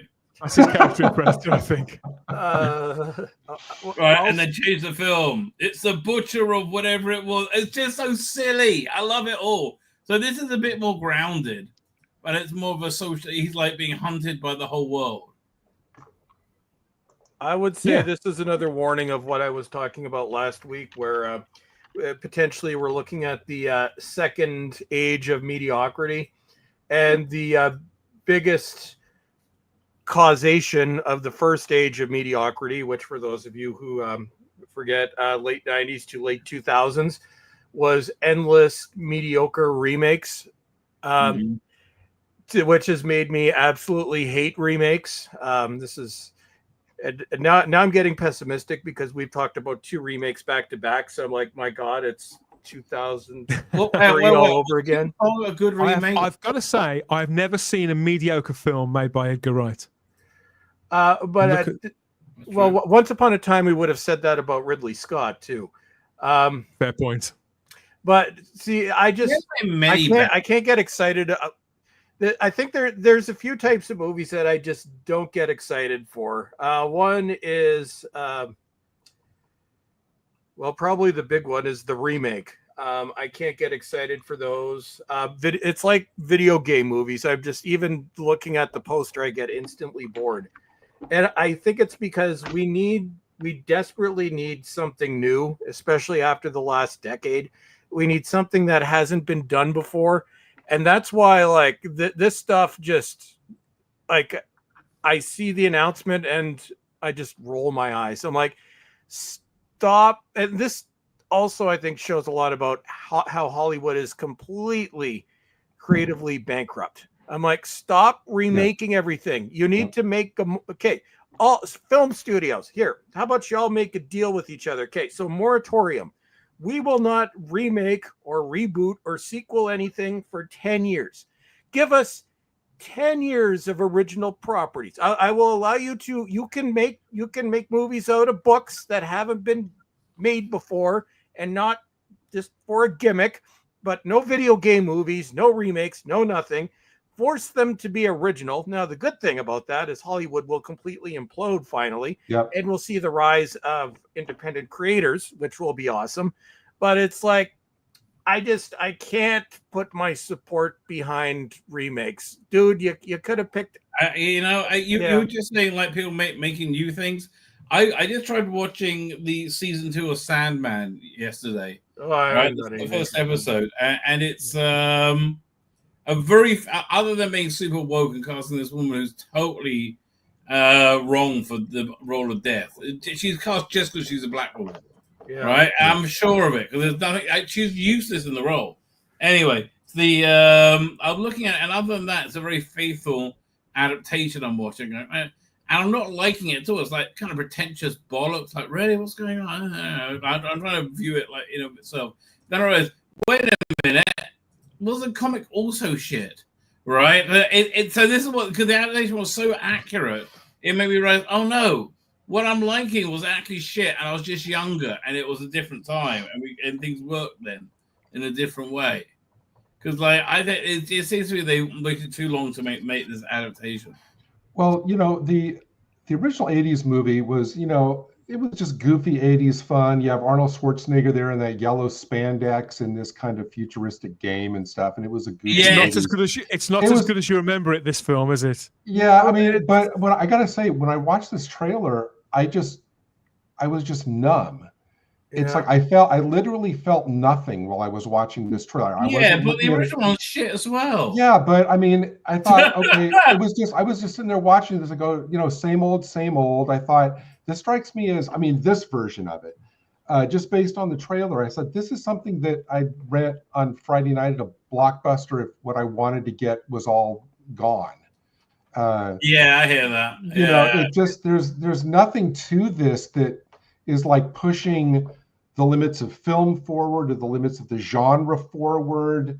There was nothing in the trailer, and it struck me as very Bourne. The trailer, I thought, okay, this is Jason Bourne, version 31.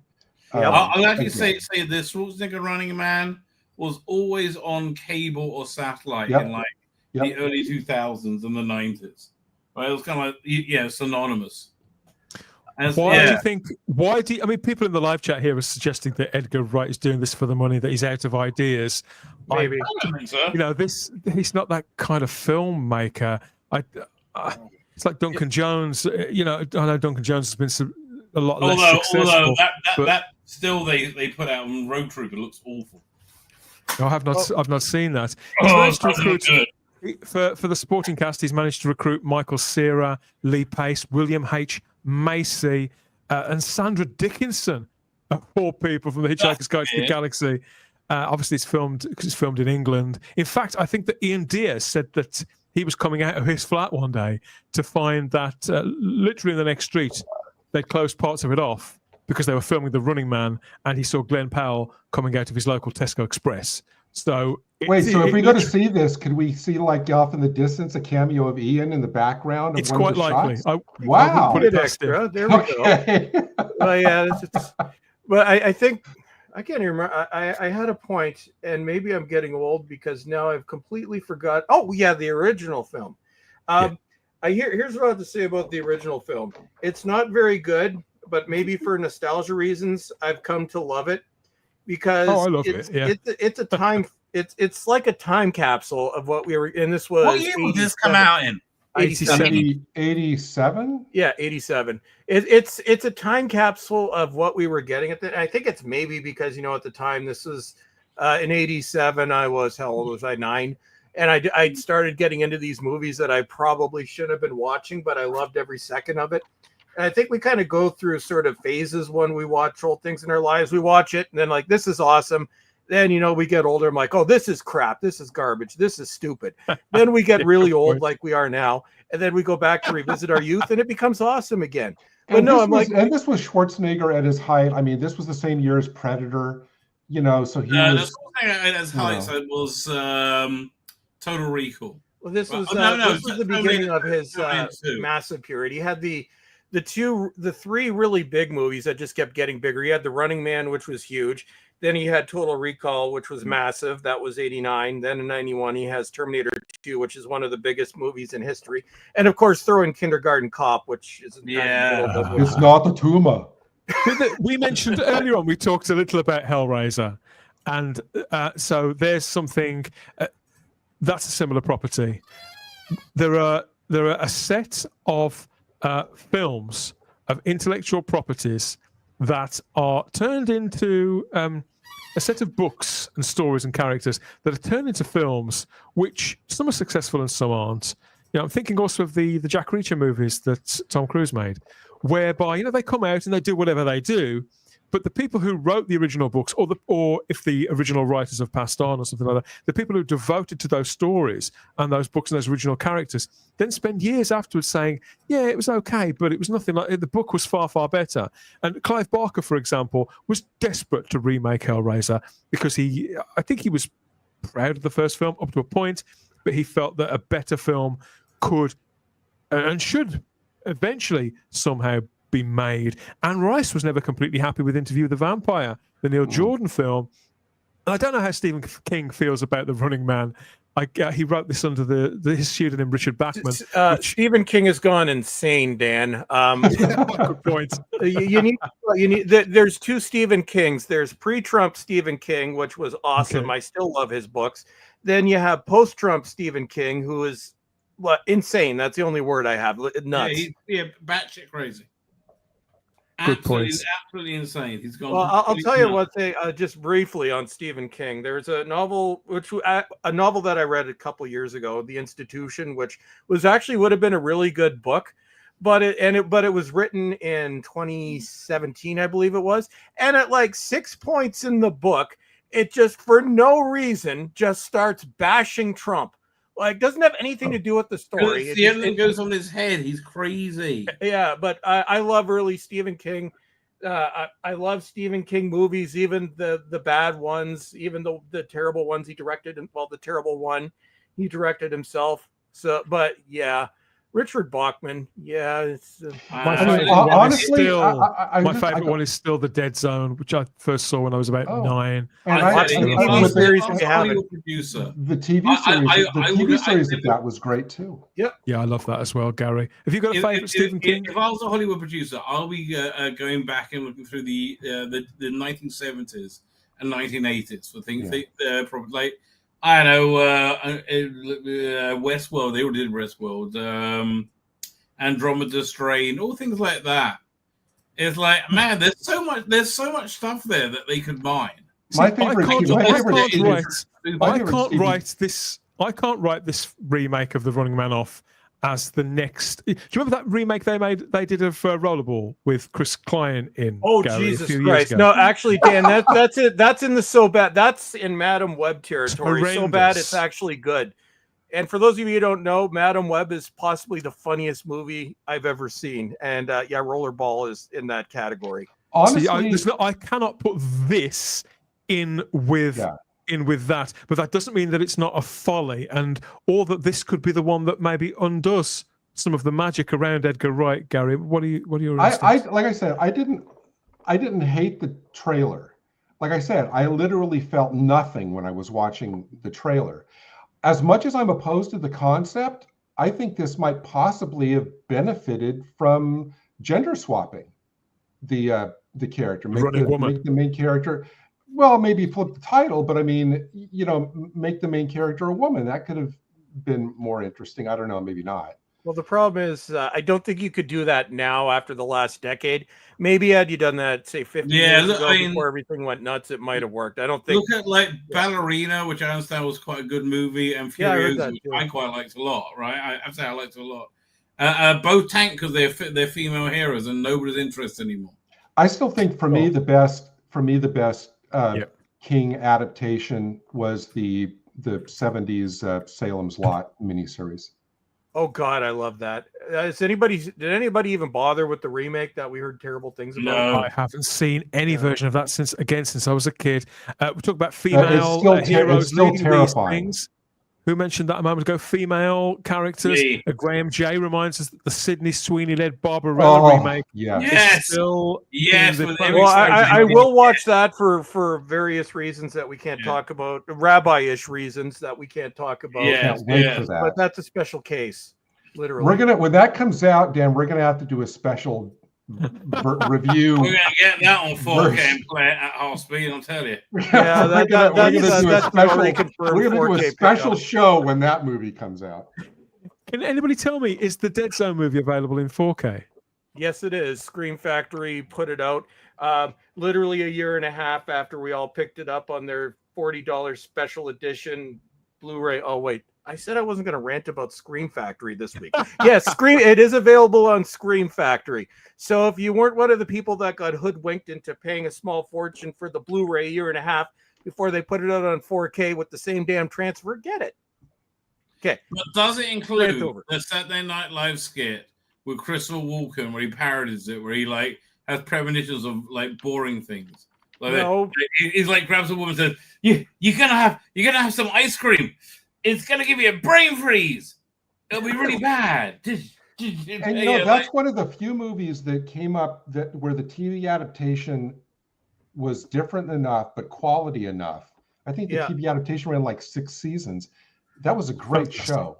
Yeah, I loved it. I watched it all the way. I thought Anthony Michael Hall was terrific in it. Yeah, I could talk about that until the cows come home. Believe me. I ended up owning it twice. I bought them all when they first came out, and then some of them were actually defective. And then in one of the various collections I had, I got these nice little slim case versions. So I own that 2 times over. Oh God, yeah, I've got some like really, really horrible, ugly sort of multi-pocketed roll-out things with card inlays. Terrible. If there's an upgrade available or some sort of HD, I'd love that. But yeah, that's The Running Man, directed by Edgar Wright, and it stars Glenn Powell and Sandra Dickinson, amongst others. That's out in November. Last but not least comes a film which I promised I would never talk about until they announce something connected with it. I'm talking about the long-gestating remake of my favorite film of all time, Highlander. 3 remakes in a row. Awesome. There can be only one. Highlander is coming, it seems. At last, I'm not sure. I got to the point where I've been reading about this remake for literally decades, to the point where I didn't give a shit anymore. They appointed a director a while ago now, and I got quite excited for a little while, but everything just kept going quiet with it. Obviously, Highlander came out in 1986, a seminal fantasy movie, top drawer schlock, undoubtedly, but I love it to bits. I'm not being remotely ironic when I say it's one of my favorite film. I even like Highlander too, right? The Renegade, The Reckoning. Yeah, I do love that. I do love that as well. It's actually really okay. The original cut of it is excruciatingly awful. I couldn't believe I would like it. The whatever it called again, where he like spent all this money to finish it. It's actually a really solid movie. That the Renegade cut, yeah. Right. As soon as it came out, I imported it on DVD like 20 odd years ago. So I'm a huge Highlander fan. But they announced a few years ago that Chad Stahelski, the guy behind the John Wick movies, had got had got Highlander. At long last, it's a passion project for him. And this was at the height of John Wick mania, those first couple of films. And so I'd imagined, well, okay, this guy's going to be able to get anything commissioned. And then it sort of sat there in development hell for a few years. I thought, you know what? If he can't get this film in motion, then nobody will. Wake me up when they start to announce something. They announced Henry Cavill had been attached to it, but I've never seen it confirmed, even if he is playing the hero or not. I don't know. But we do have some casting attached to it now, Rabbi. Absolutely confirmed is the involvement of Russell Crowe. Oh, Ramirez. It looks like, I mean, they haven't named the character, but he is playing a mentor to the lead character, Connor McLeod, who it does look to be played by Henry Cavill.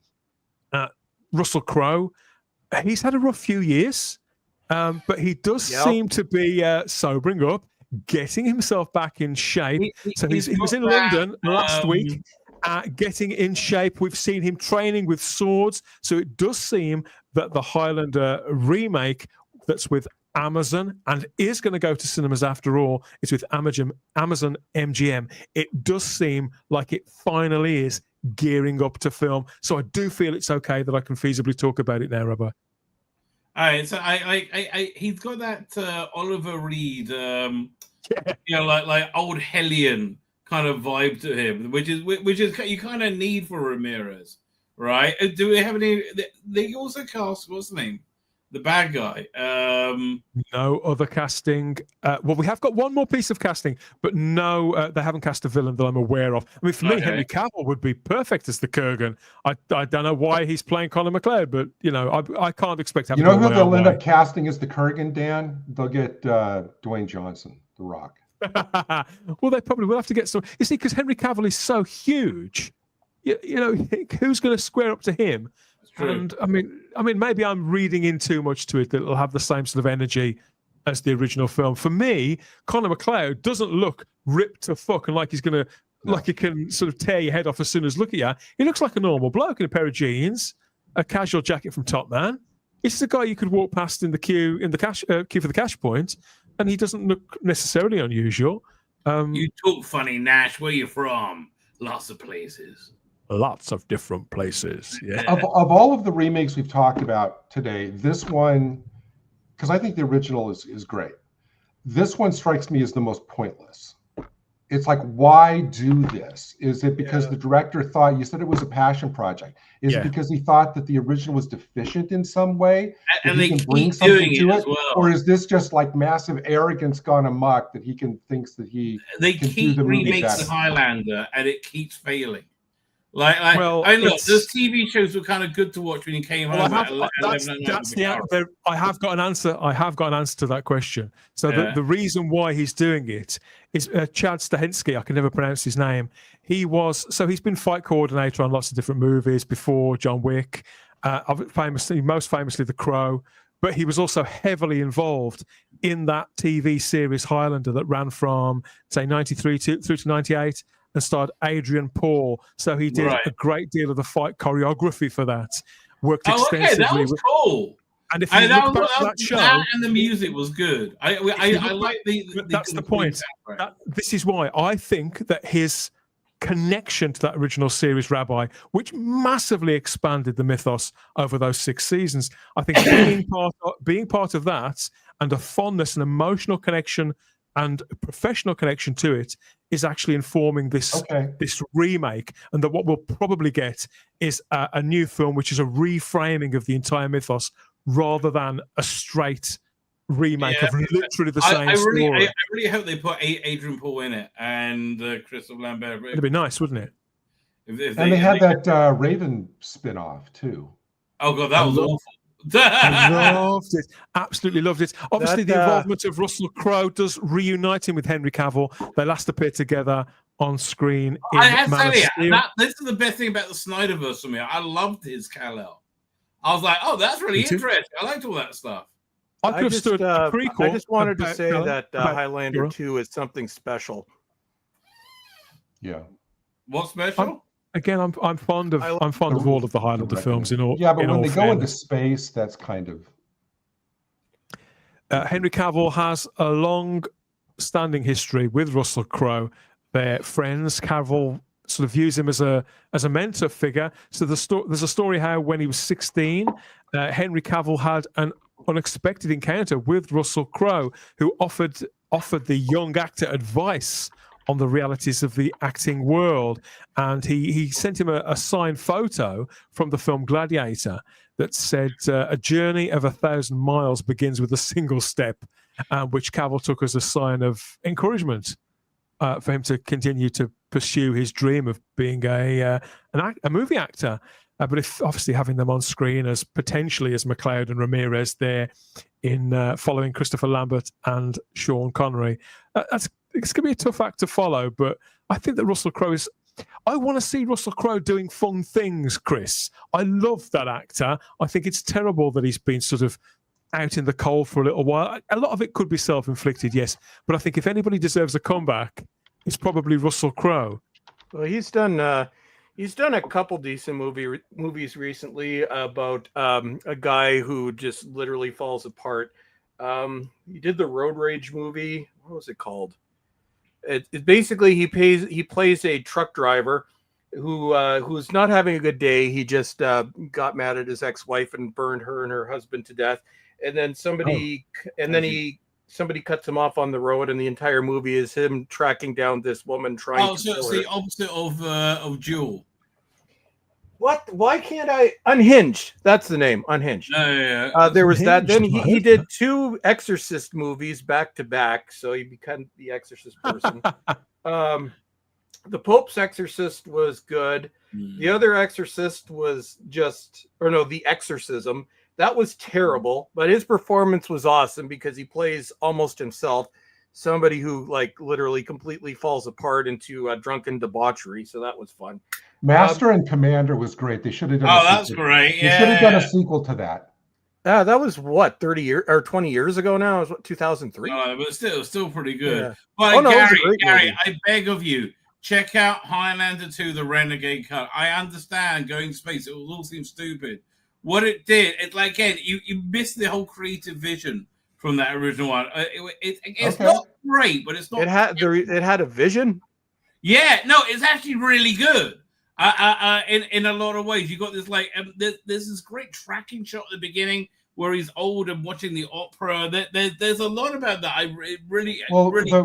The theatrical version of that was hacked up. Right? Yeah, no, it's awful. Okay. The Renegade edition, the director bought up the rights and lots of it himself and spent a fortune on it. Wow. And it's not Shakespeare, it's not Goodfellas, but it's not Highlander 2. Highlander 2 was shit beyond shit. No, this is really actually quite. The director got back Christopher Lambert and Virginia Madsen to film reams of new material that he originally wanted to film all the way back in 1989, 1990, whenever that was made. Now, and it's not stupid.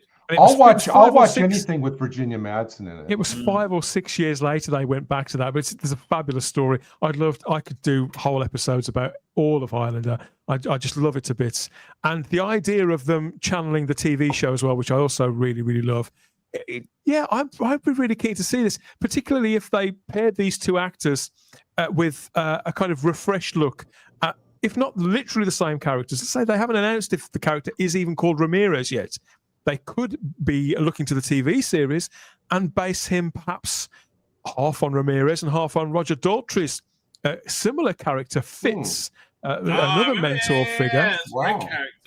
Because the idea is that Chad wants to make several Highlander films and for the mythology to grow in the same way that the TV series mythology grew. And you can't do that if you're going to sort of butcher off your cast in technically the first film. So I'd like to think that he'll look at it as something that could potentially go somewhere and not necessarily kill off any characters that are simply too good to lose right off the bat.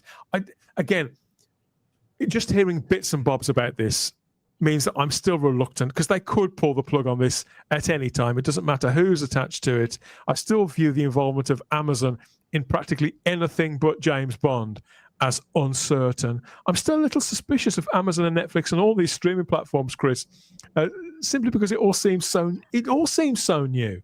But Yeah, I am going to now. I've decided I'm going to be paying more attention to this project now they've announced Russell Crowe.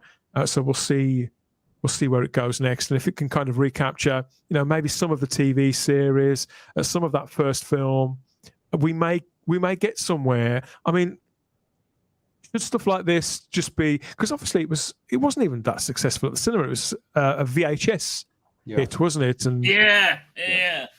As it got the mileage. I just hope they're using the Queen soundtrack.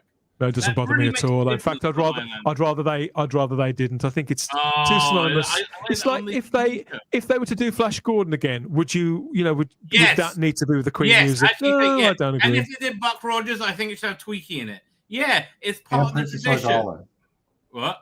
No, I don't agree. But it's funny when you just now said that the director has a vision to make this into a series. I was just thinking, we need to get back to the days like in the 60s and 70s where if a movie was a hit, they could keep the sequels coming out like in a year or a year and a half, where the sequels really quickly followed on each other, where you could do like 5 Planet of the Apes movies in a course of like 6 years or whatever. Yeah. But now with all these movies taking 3, 4, 5 years to go, I mean, we need to get back to that kind of fast. Yeah, you're right. It's not even movies; it's like TV series. How many years has happened? Well, I think my take on it is if we're looking at a film as imaginative as Highlander and something, and that TV show in particular, I know that not so many people have seen it, but something that has really stood the test of time, and we're going to think, well, if it's not got the Queen music in it, then I don't want to see it. I just think that's kind of stuff that I just can't relate. I can't relate to that point of view. To me, Highlander is far more than just 4 or 5 songs. But I love all that stuff. But I think that's also kind of core to it. It's part of its identity.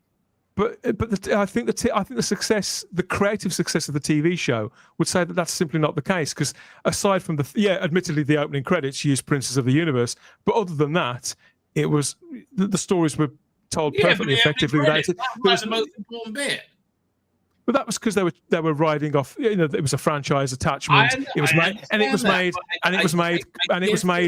It was only made a few short years after that film. Okay. Whereas there hasn't been any. No, but whereas we're now at a point where there's not been any Highlander made at all for 2 decades. You're making a fair point. I'm not saying any Highlander movie cannot succeed without the Queen music. I just think it'd be a great shame for it not to have the Queen music. It's so rich and wonderful. Right, Dan, it's soft rock, but it's soft rock that was recorded 40 years ago. I just think it's. I know. I like it. Why is it taking? So do I. For example, so do I. But if I want to see the same film with the same music, I'll go and watch the fucking 1986. Again, it's like, to me, it's like the gun barrel sequence in a James Bond movie. It's just part of it. Why is it taking so long to remount this? Rights issue. First, well, it was partly the rights at first. It's gone from director to director, star to star. Ryan Reynolds was attached to it for a really long time, and then when he was next to nobody around the time that he did Blade Trinity Rabbi, and then he just got too big. He was attached to it for years. Okay, Dan, I'm sorry. I've fallen asleep once already. I'm gonna have to go. I'm like, dude, you have to say it. What? You're saying when you leave. What do I say? You're cream. Oh, cream cracker. I am actually cream crackered. we expect that now. It's like, yes, I am cream crackered. Yeah.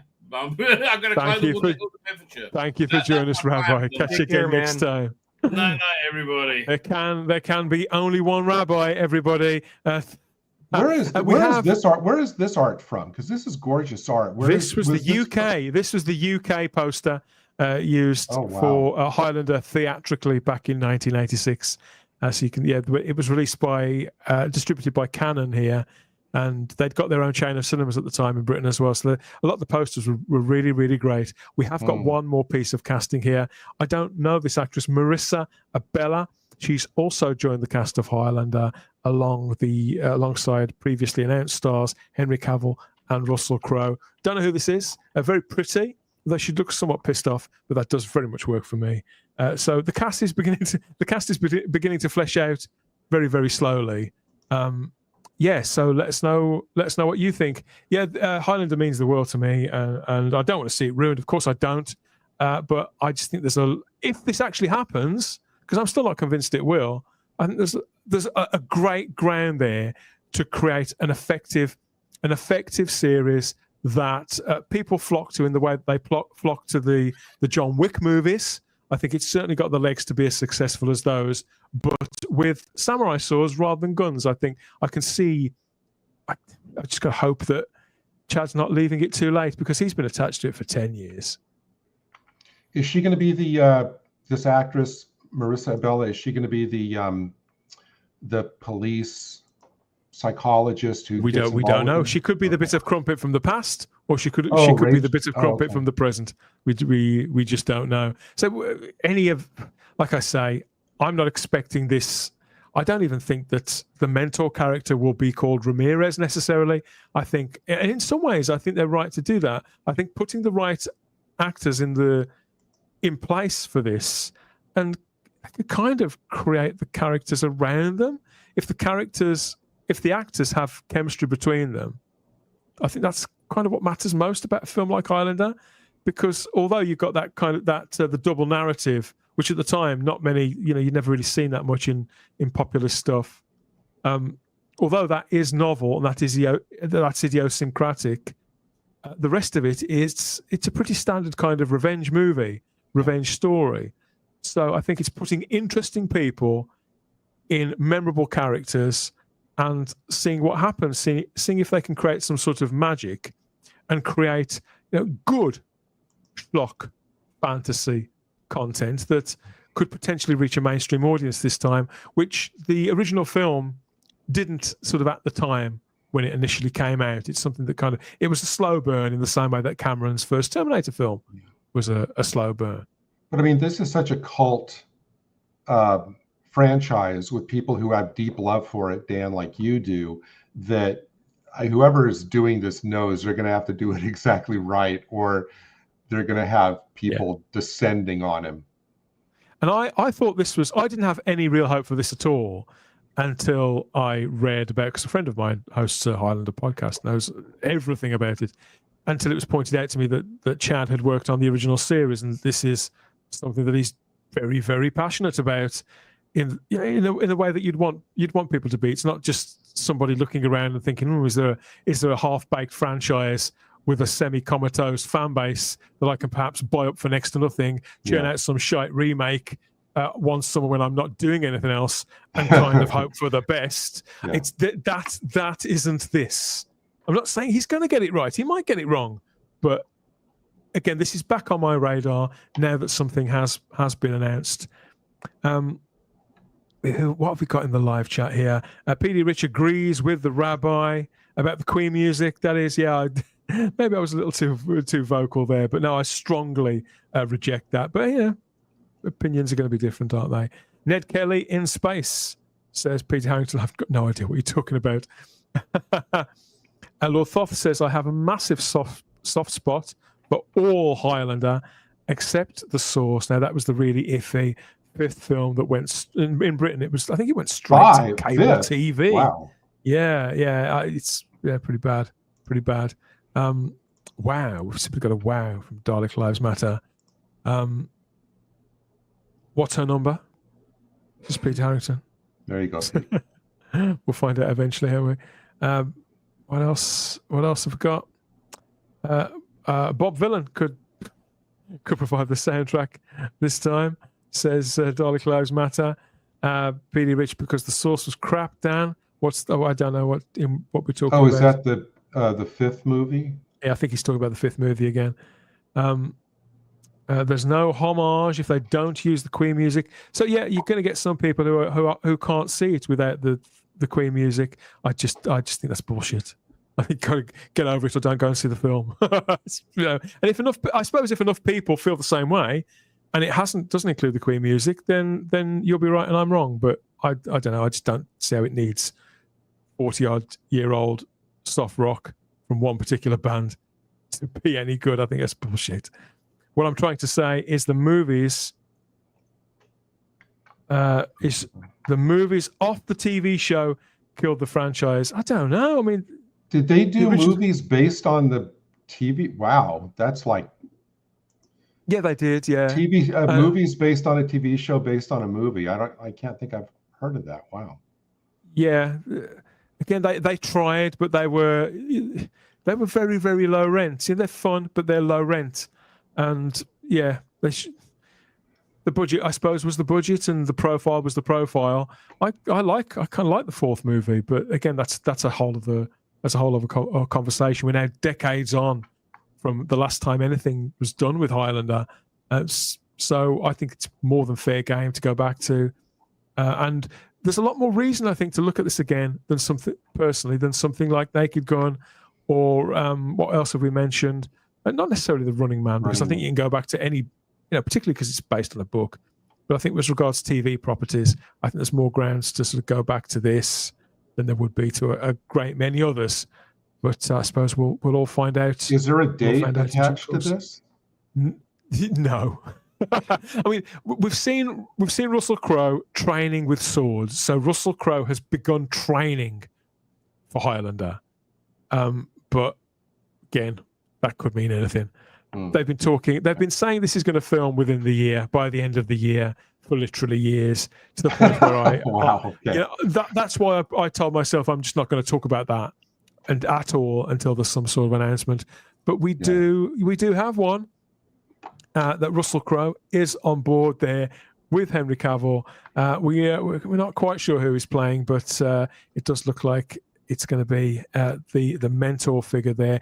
Could be called Ramirez. I suppose we'll find out in due course. Let us know what you think about the Highlander prospects there for that remake, about the Running Man that's coming later this year. That's definitely coming in November, and in a couple of weeks' time, the remake of the Naked Gun 2, as well as I know what you did last summer, that Legacy sequel that's coming, the various other ones that are coming later in the year. Oh, Chris will see that. No. And your thoughts on remakes.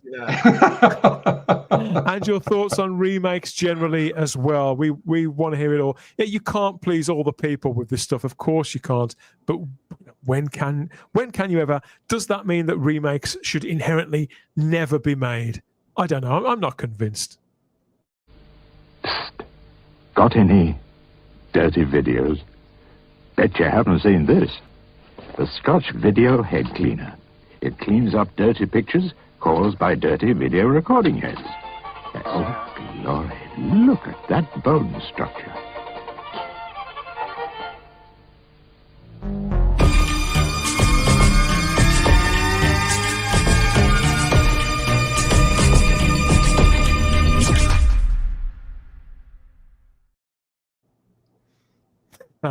Time to hit the shelves and decide what you're going to be watching for the rest of your weekend, and maybe pick out some visual stimulation in the nicest possible way for the rest of the week. That's what I do at the weekend, Gary. I sort of look and think, okay, which series am I halfway into? Which movies do I want to watch soon?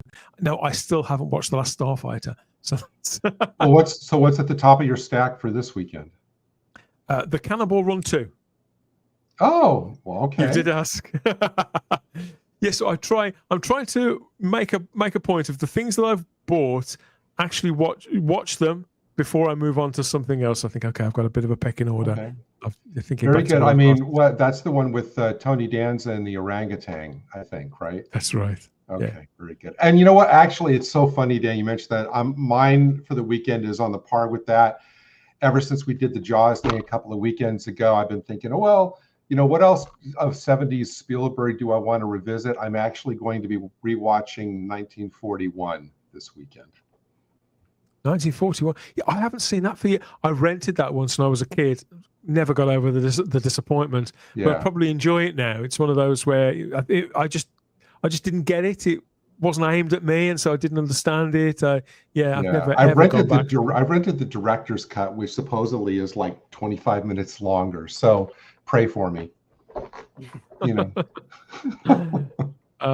We'll let you know what we thought of all of those things when we're back with more on YouTube and Rumble next time. Okay, so yes, thank you to the rabbi from another planet. He managed to stay the course, to hold on there to his space opera as we bounced around looking at some of those great remakes. Thank you again, Rabbi. If you don't know where to find him, I think you've probably got a fair idea. Most people know exactly where to find the rabbi from another planet on YouTube's Fila Betkin, or you can hit him up on X there and share your thoughts about the Sydney Sweeney Barbarella, which I think that nobody's looking forward to that more than the rabbi, apart from maybe Sydney Sweeney's agent. She's sort of very keen, as well. I'm really looking forward to it. Yeah. If they announce that it's PG, forget it. Chris, thanks again for another rip-roaring conversation there, and being so patient whilst I ran through some remakes, which I know aren't your favourite things. I like complaining. I'm very good at complaining. It seems to have become my hobby. But yes, down with remakes. Give me something new. I'll have to try and make a list of remakes that I like to hit you guys with, and see if we can sort of. I can name like maybe 5 if I'm lucky. But you can follow me on the YouTubes, and you can follow me on the X's. And I make people mad, and it's fun. And hopefully no clouds blow up on my head for the rest of the week. So yeah. Can't say much further than that, can you? Thanks again, Chris. So what else? Yeah, this is something. So another one I've been meaning to watch for a while is Dirty Harry.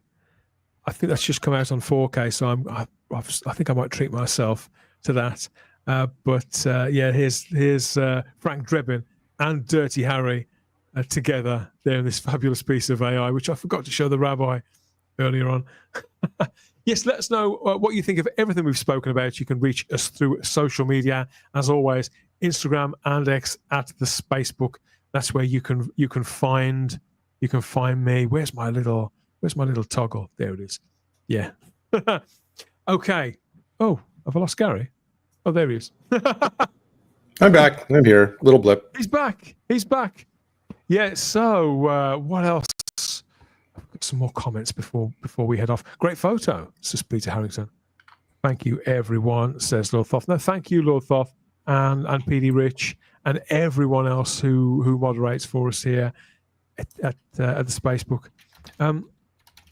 Dollar Clouds Matter is watching Cronenberg's new Shrouds movie tonight. I didn't know he'd made a new one. Yeah, I'll catch up with that one on the video. Peter Harrington asks, did they make Time Bandits? You mean remake? I seem to remember it was on the TV. With what's her name from Friends? Yeah, they remade it with Lisa Kudrow, didn't they? Yeah. You know, I mean, the trailers looked fucking terrible. I don't think I ever saw any reviews. It sank without a trace. Completely expected. It was stupid. Yeah. Again, it's synonymous with Terry Gilliam, isn't it? And it's the same with. I do wonder about that with The Naked Gun. You know, if they haven't got a David Zucker pretending, trying to ape his sense of humor, I don't know. I can't think it's going to work out particularly well. Who else is here? Cineworld is re-releasing the extended Lord of the Rings movies together with Children of Men, among others. I'd love to see Lord of the Rings at the cinema again. Yeah, I would. Barbarella 2 with Sydney Sweeney and. Oh. Yeah, I'd pay double price for that, actually. First day. Oh, that's a 4K pickup, definitely. I don't care what it costs. That a movie like that in 3D. That's what they need to bring back 3D for. I'd buy a 3D TV just for that. I'd find one from the dumpster. Lord Thoth says, has there been any remakes I like? Speculates he could count them on the fingers of one hand. Yeah, I know what you mean.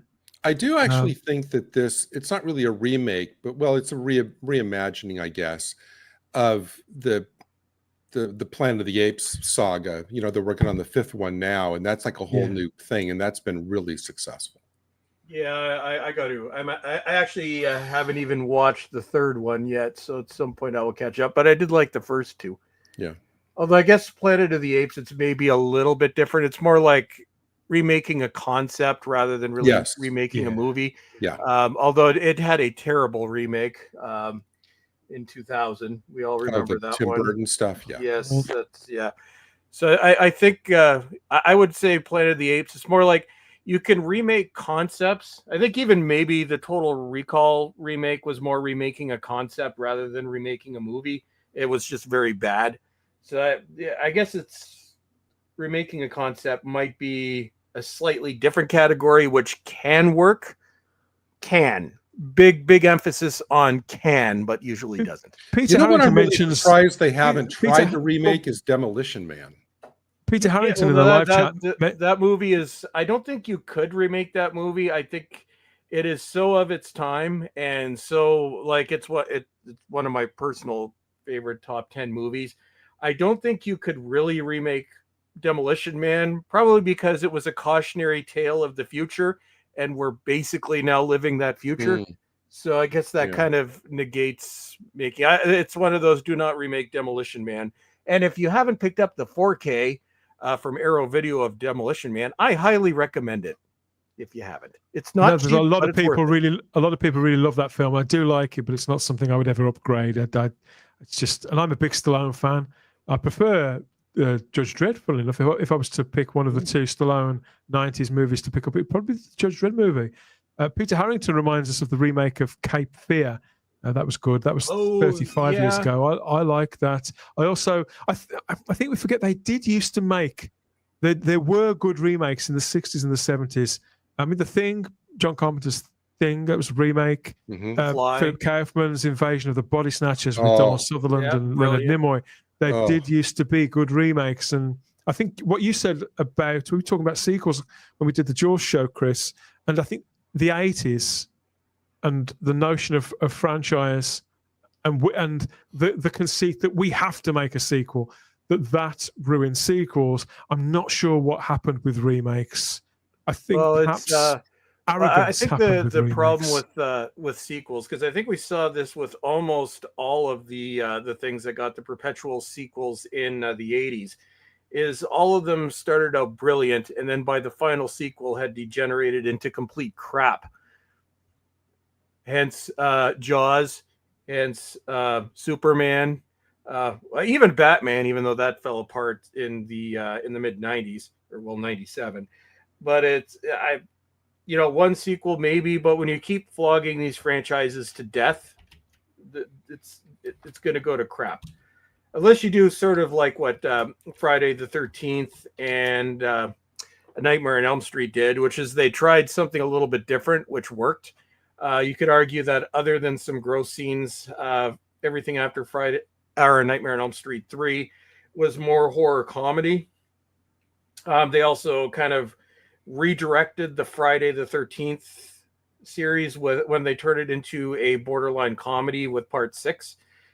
Although that one kind of fell apart too. But I think for the most part, sequels, unless it's something that is planned, which very rarely happens, but say if it's a Lord of the Rings where it's planned from the beginning, you know exactly where you're going, then that will work. Or another example of the Star Wars sequel trilogy, that's what happens when you have no plan going in it. You're just making the sequels for the sake of making the sequels. I've got a soft spot for all of those Elm Street movies, Chris. But I love them. I know some of them are better than others. Well, I'm biased, but my favorite franchise of all time is probably Friday the 13th, followed by Nightmare on Elm Street. For those, I love them. And I think it's mainly the 80s action and sci-fi movies seem to be the ones that fared the worst when it came to remakes. And that was, when you were a kid in the 80s, you'd see any franchise. I'm like, oh, this has got like, Police Academy. There's like 6 of them or whatever there was in the end. Or Jaws. Oh, there's 4 of those. Why are there 4 movies? Why does the shark that they keep blowing up keep being a dick? It's like, yeah. I like the days of, when you have perfect standalone movies like Demolition Man, Dark City that I watched this week, which I still think is a masterpiece. Perfect standalone movie. You don't need, some movies do not need sequels, and by making sequels, you destroy it. Like for the longest time, the first Joker movie was considered one of the best films of recent decades. It's now being completely ruined by a completely unnecessary sequel that was one of the worst things ever released. So you can take a great movie or a great work of art and destroy it by creating a terrible sequel. Because it takes a long. I mean, eventually, like poor sequels. Well, there was a time where poor sequels would kind of be forgotten. Nobody remembers, for example, Gary, that they made a sequel to The Sting, do they? And things like that. You know, some things just get forgotten. With Jackie Gleason, because when you want to recast Paul Newman, of course, you go right to Jackie Gleason. So, yeah, those were just horrifically misconceived. But I think the same still sort of rings true. Mostly, we've got longer memories today, of course, because things enter the kind of the lexicon, don't they? And things get memed. We're old. So it's, well, yeah, I've got a banger of a sequel. Whoever suffered through Speed 2 Cruise Control? I terrible. did. Yeah. Absolutely terrible. But that's a prime example. I think now the original film is free of that. I think that it hasn't actually affected the original film in any detrimental way at all. Largely that one, because Keanu Reeves refused to take part when he saw what they were planning to do with the second one. Because no cable station anywhere shows that movie. No, like literally Speed 2 is an odd situation because I think the studio and the actors were so embarrassed by that movie, it was pretty much buried and never spoken of again. Does it even have a Blu-ray release? I don't know. I don't think so. If it did, nobody bought it. That movie, I think, kind of because Sandra Bullock was on quite a solid roll. Like everything she touched, like while you were sleeping, whatever, was gold. And that movie kind of pulled the brakes on her, no fail career. Then yeah, that is true because she was on fire from really Demolition Man really in '93. She was. Speed was '94. Then she had a really impressive Congeniality. My God, that was good. Yeah. There you go. Yeah. So here's the thing, folks. Don't remake a perfect movie because it's going to turn into dog poop. Well, but Dan, let me ask you, because you did a dedicated show about this. Where in your analysis of all this does the ongoing Alien franchise fall? Off the cliff decades ago, never to be seen again. Well, no, but I mean, because Dan was surveying the entire franchise when they were just for this last one. So, well, I think the Alien movies are slightly different in that they have a kind of, up until Ridley Scott came back to them, I think that the way that 20th Century Fox looked at it was that although they were popular successes, that in a sense, Alien was also a concept that could be moved around from director to director to tell versions of the same story in a distinctive, artistic, almost auteur-style way. Yeah, and I don't think that was necessarily at fault. And did it work? It didn't necessarily work to the very end. I don't think they were at fault with doing that. And I think that had it not been the changes in fashion, I think conceivably they could have carried on making Alien films every 3 or 4 years and literally doing just that after Alien 4. Not necessarily, I'm not talking about characters and things like that, but basically doing some Alien movie or another every 3 or 4 years, handing it to kind of like Mission Impossible. From John Woo to whoever, and it's fine in principle. I think they're an action horror. They're a legacy. They're a lineage of films. As long as they've got they hit those action beats. There's an element of horror, and it's hard-ish sci-fi.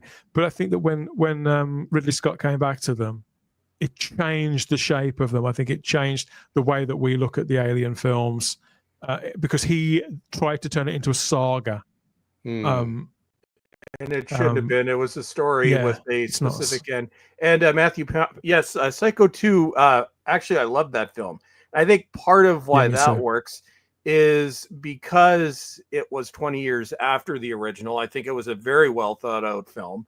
Wasn't directed by Hitchcock, but it was almost an homage to Hitchcock while trying to do something new. So yeah, it wasn't exploitative, was it, Chris? It was a story that they'd conceived over, and they didn't just throw that film together, as I understand it. No, and I don't mind. I don't mind the other two Psycho movies either, 3 and the TV movie. And actually, with Dalek Lives Matter, I actually on the list of good remakes, I will put the 2003 Texas Chainsaw Massacre. Actually, ends the beginning, which came after, which was the prequel. Also, actually, both are coming out from Arrow Video on 4K in August. I pre-ordered them. So yeah, they're very rarely. Actually, I think most of my examples have been horror movies. But yes, there are instances where you can. Zack I think Snyder's Dawn of the Dead, I think, is fantastic. Yep, written by James Gunn. You know, it may not be really. It may not be as seminal as the original or as sort of groundbreaking as the original, but I think it makes for a bloody good movie. And I could see why there are going to be plenty of people out there who prefer the remake to the original, and I'm not going to tell them they're wrong. I still personally prefer the original because, you know, my childhood, but that's not an answer, is it? That's not objective truth. That's, you know, so I think they're. Well, and I think when it comes to remakes, and I think there's a few factors that go into whether or not we like them or hate them. I think it depends on when they were made, how they were made, when we first saw them, if they're nostalgic. I think for a sequel to work, it has to be made, or not a sequel or a remake to work, it has to be made for the right reasons, at the right time, by the right people. And Texas Chainsaw Massacre 2003 came out at largely close to the beginning of just the nonstop avalanche of terrible horror remakes. But I'd say out of maybe 1 out of every 10 in terms of remakes is actually going to be good. And it's like, yeah, just give me something new, or take the original movie with a new vision, but don't suck at it. I enjoyed that first Rob Zombie Halloween movie. Oh, I like it. The second one's dog shit, but the first one's, I like what he did. Laurie Strode was terribly miscast, but I really like what he did with the movie, which rather than a remake, it's almost a prequel to the first one. Yeah, I think it just worked. Whereas I saw the remake of Friday the 13th, and it just seemed like generic stuff to me. You know, it seemed quite well made, and I'd imagine if I would have taken a date to that, I'd have probably had quite a good time. But it didn't. It just left no mark on me. Whereas Rob Zombie, who, you know, I can take him or leave him, I did enjoy that film. But when it came to them, when they remade Nightmare on Elm Street, that was awful. That was I deliberately. I ducked it. I've never seen it, despite the fact I like the bloke they picked to play Freddy Krueger. It's a good choice. I decided, you know, makeup was ridiculous, story was ridiculous. One thing I will say before I head off about Friday the 13th, the remake, as somebody who loves the series, I actually like the remake of Friday the 13th. I think if you take away the stuff where they reintroduced the origin story, if you cut that part out, the rest of it, it's not it takes in elements from really the first 4 movies, but it's kind of its own thing. It really is a sequel. I think it misses out by the fact that film was shot digitally, and it shows. And I think one of the things that, again, going back to my discussion earlier between film and digital, I think especially in horror, I think film adds something to them, like the grittiness, especially of the early Friday the 13th films. I think the grittiness of the picture is part of why. Well, like I Spit on Your Grave and films like that, it feels cheap. Part of the aesthetic appeal of it is that it feels and looks cheap and nasty. Yeah. Whereas the remake in 2009, which by that point, 2007 really was when everybody switched to digital except for specific high budget films and directors. By that point, like digital, especially with horror, it looks clean. And even if you try to fake a filmic look, it doesn't really work unless it's a specific type of horror movie. Like I think the early Conjuring and Insidious movies, I think those work. because they actually use the clarity to hide certain things in the background that you actually have to look at to see. I think I'd James really Gunn enjoy those. or James Wan does that brilliantly. But when you take something where it's just an all-out slasher like Friday the 13th and shoot it digitally where it has this clean look, I think that's why a lot of people found it to be not as scary as some of the earlier ones. I couldn't discern it from film. You know, I couldn't discern it from films like Wrong Turn, and you know, and I like all that stuff. But I don't know if I want. But this is Friday the 13th. I think you have to have a good, like you said, you have to have a good reason for remaking this stuff. Otherwise, it's just it more was shock with a different. Re-edit that movie and just do something, make it look grittier, and take out the remake of the backstory, which is just not needed. You know, I might have to go back and rewatch that. If you say you love Friday the 13th as much as you do, and you you see something to enjoy in the remake, maybe I should go back and take another look. It's not. It's the same beats, the same type of movie as the early ones. It's just the problem is the time it came out, the way it was shot, and it was. I think it was just a mistake to sort of try and redo the backstory at the beginning, which Nana Vister from Star Trek DS9 plays the new Pamela Voorhees for like 2 seconds, but cut that out, and it is. You know, no Friday the 13th movie is a masterpiece. Like, I think the first Nightmare on Elm Street is a masterpiece. Friday the 13th isn't that. It's just fun slasher cheese. That's what it's always been. That's what it does best. It's never taken itself too seriously, and I think that's why it's probably all around my favorite franchise. We were asking, and people have been asking where he is. Turns out he's in the live chat. Ian David Diaz is back, albeit in virtual form there in the live chat. Yeah, we miss you, mate. Come back soon, please. Thank God, says Ian, thank God they haven't remade The Exorcist. Tomorrow, trailer time announcement. We're remaking The Exorcist with Pedro Pascal as the priest. Well, they did do Pedro The Pascal Exorcist. as a little girl. They did do The Exorcist 2 with Richard Burton, wasn't it? I love that.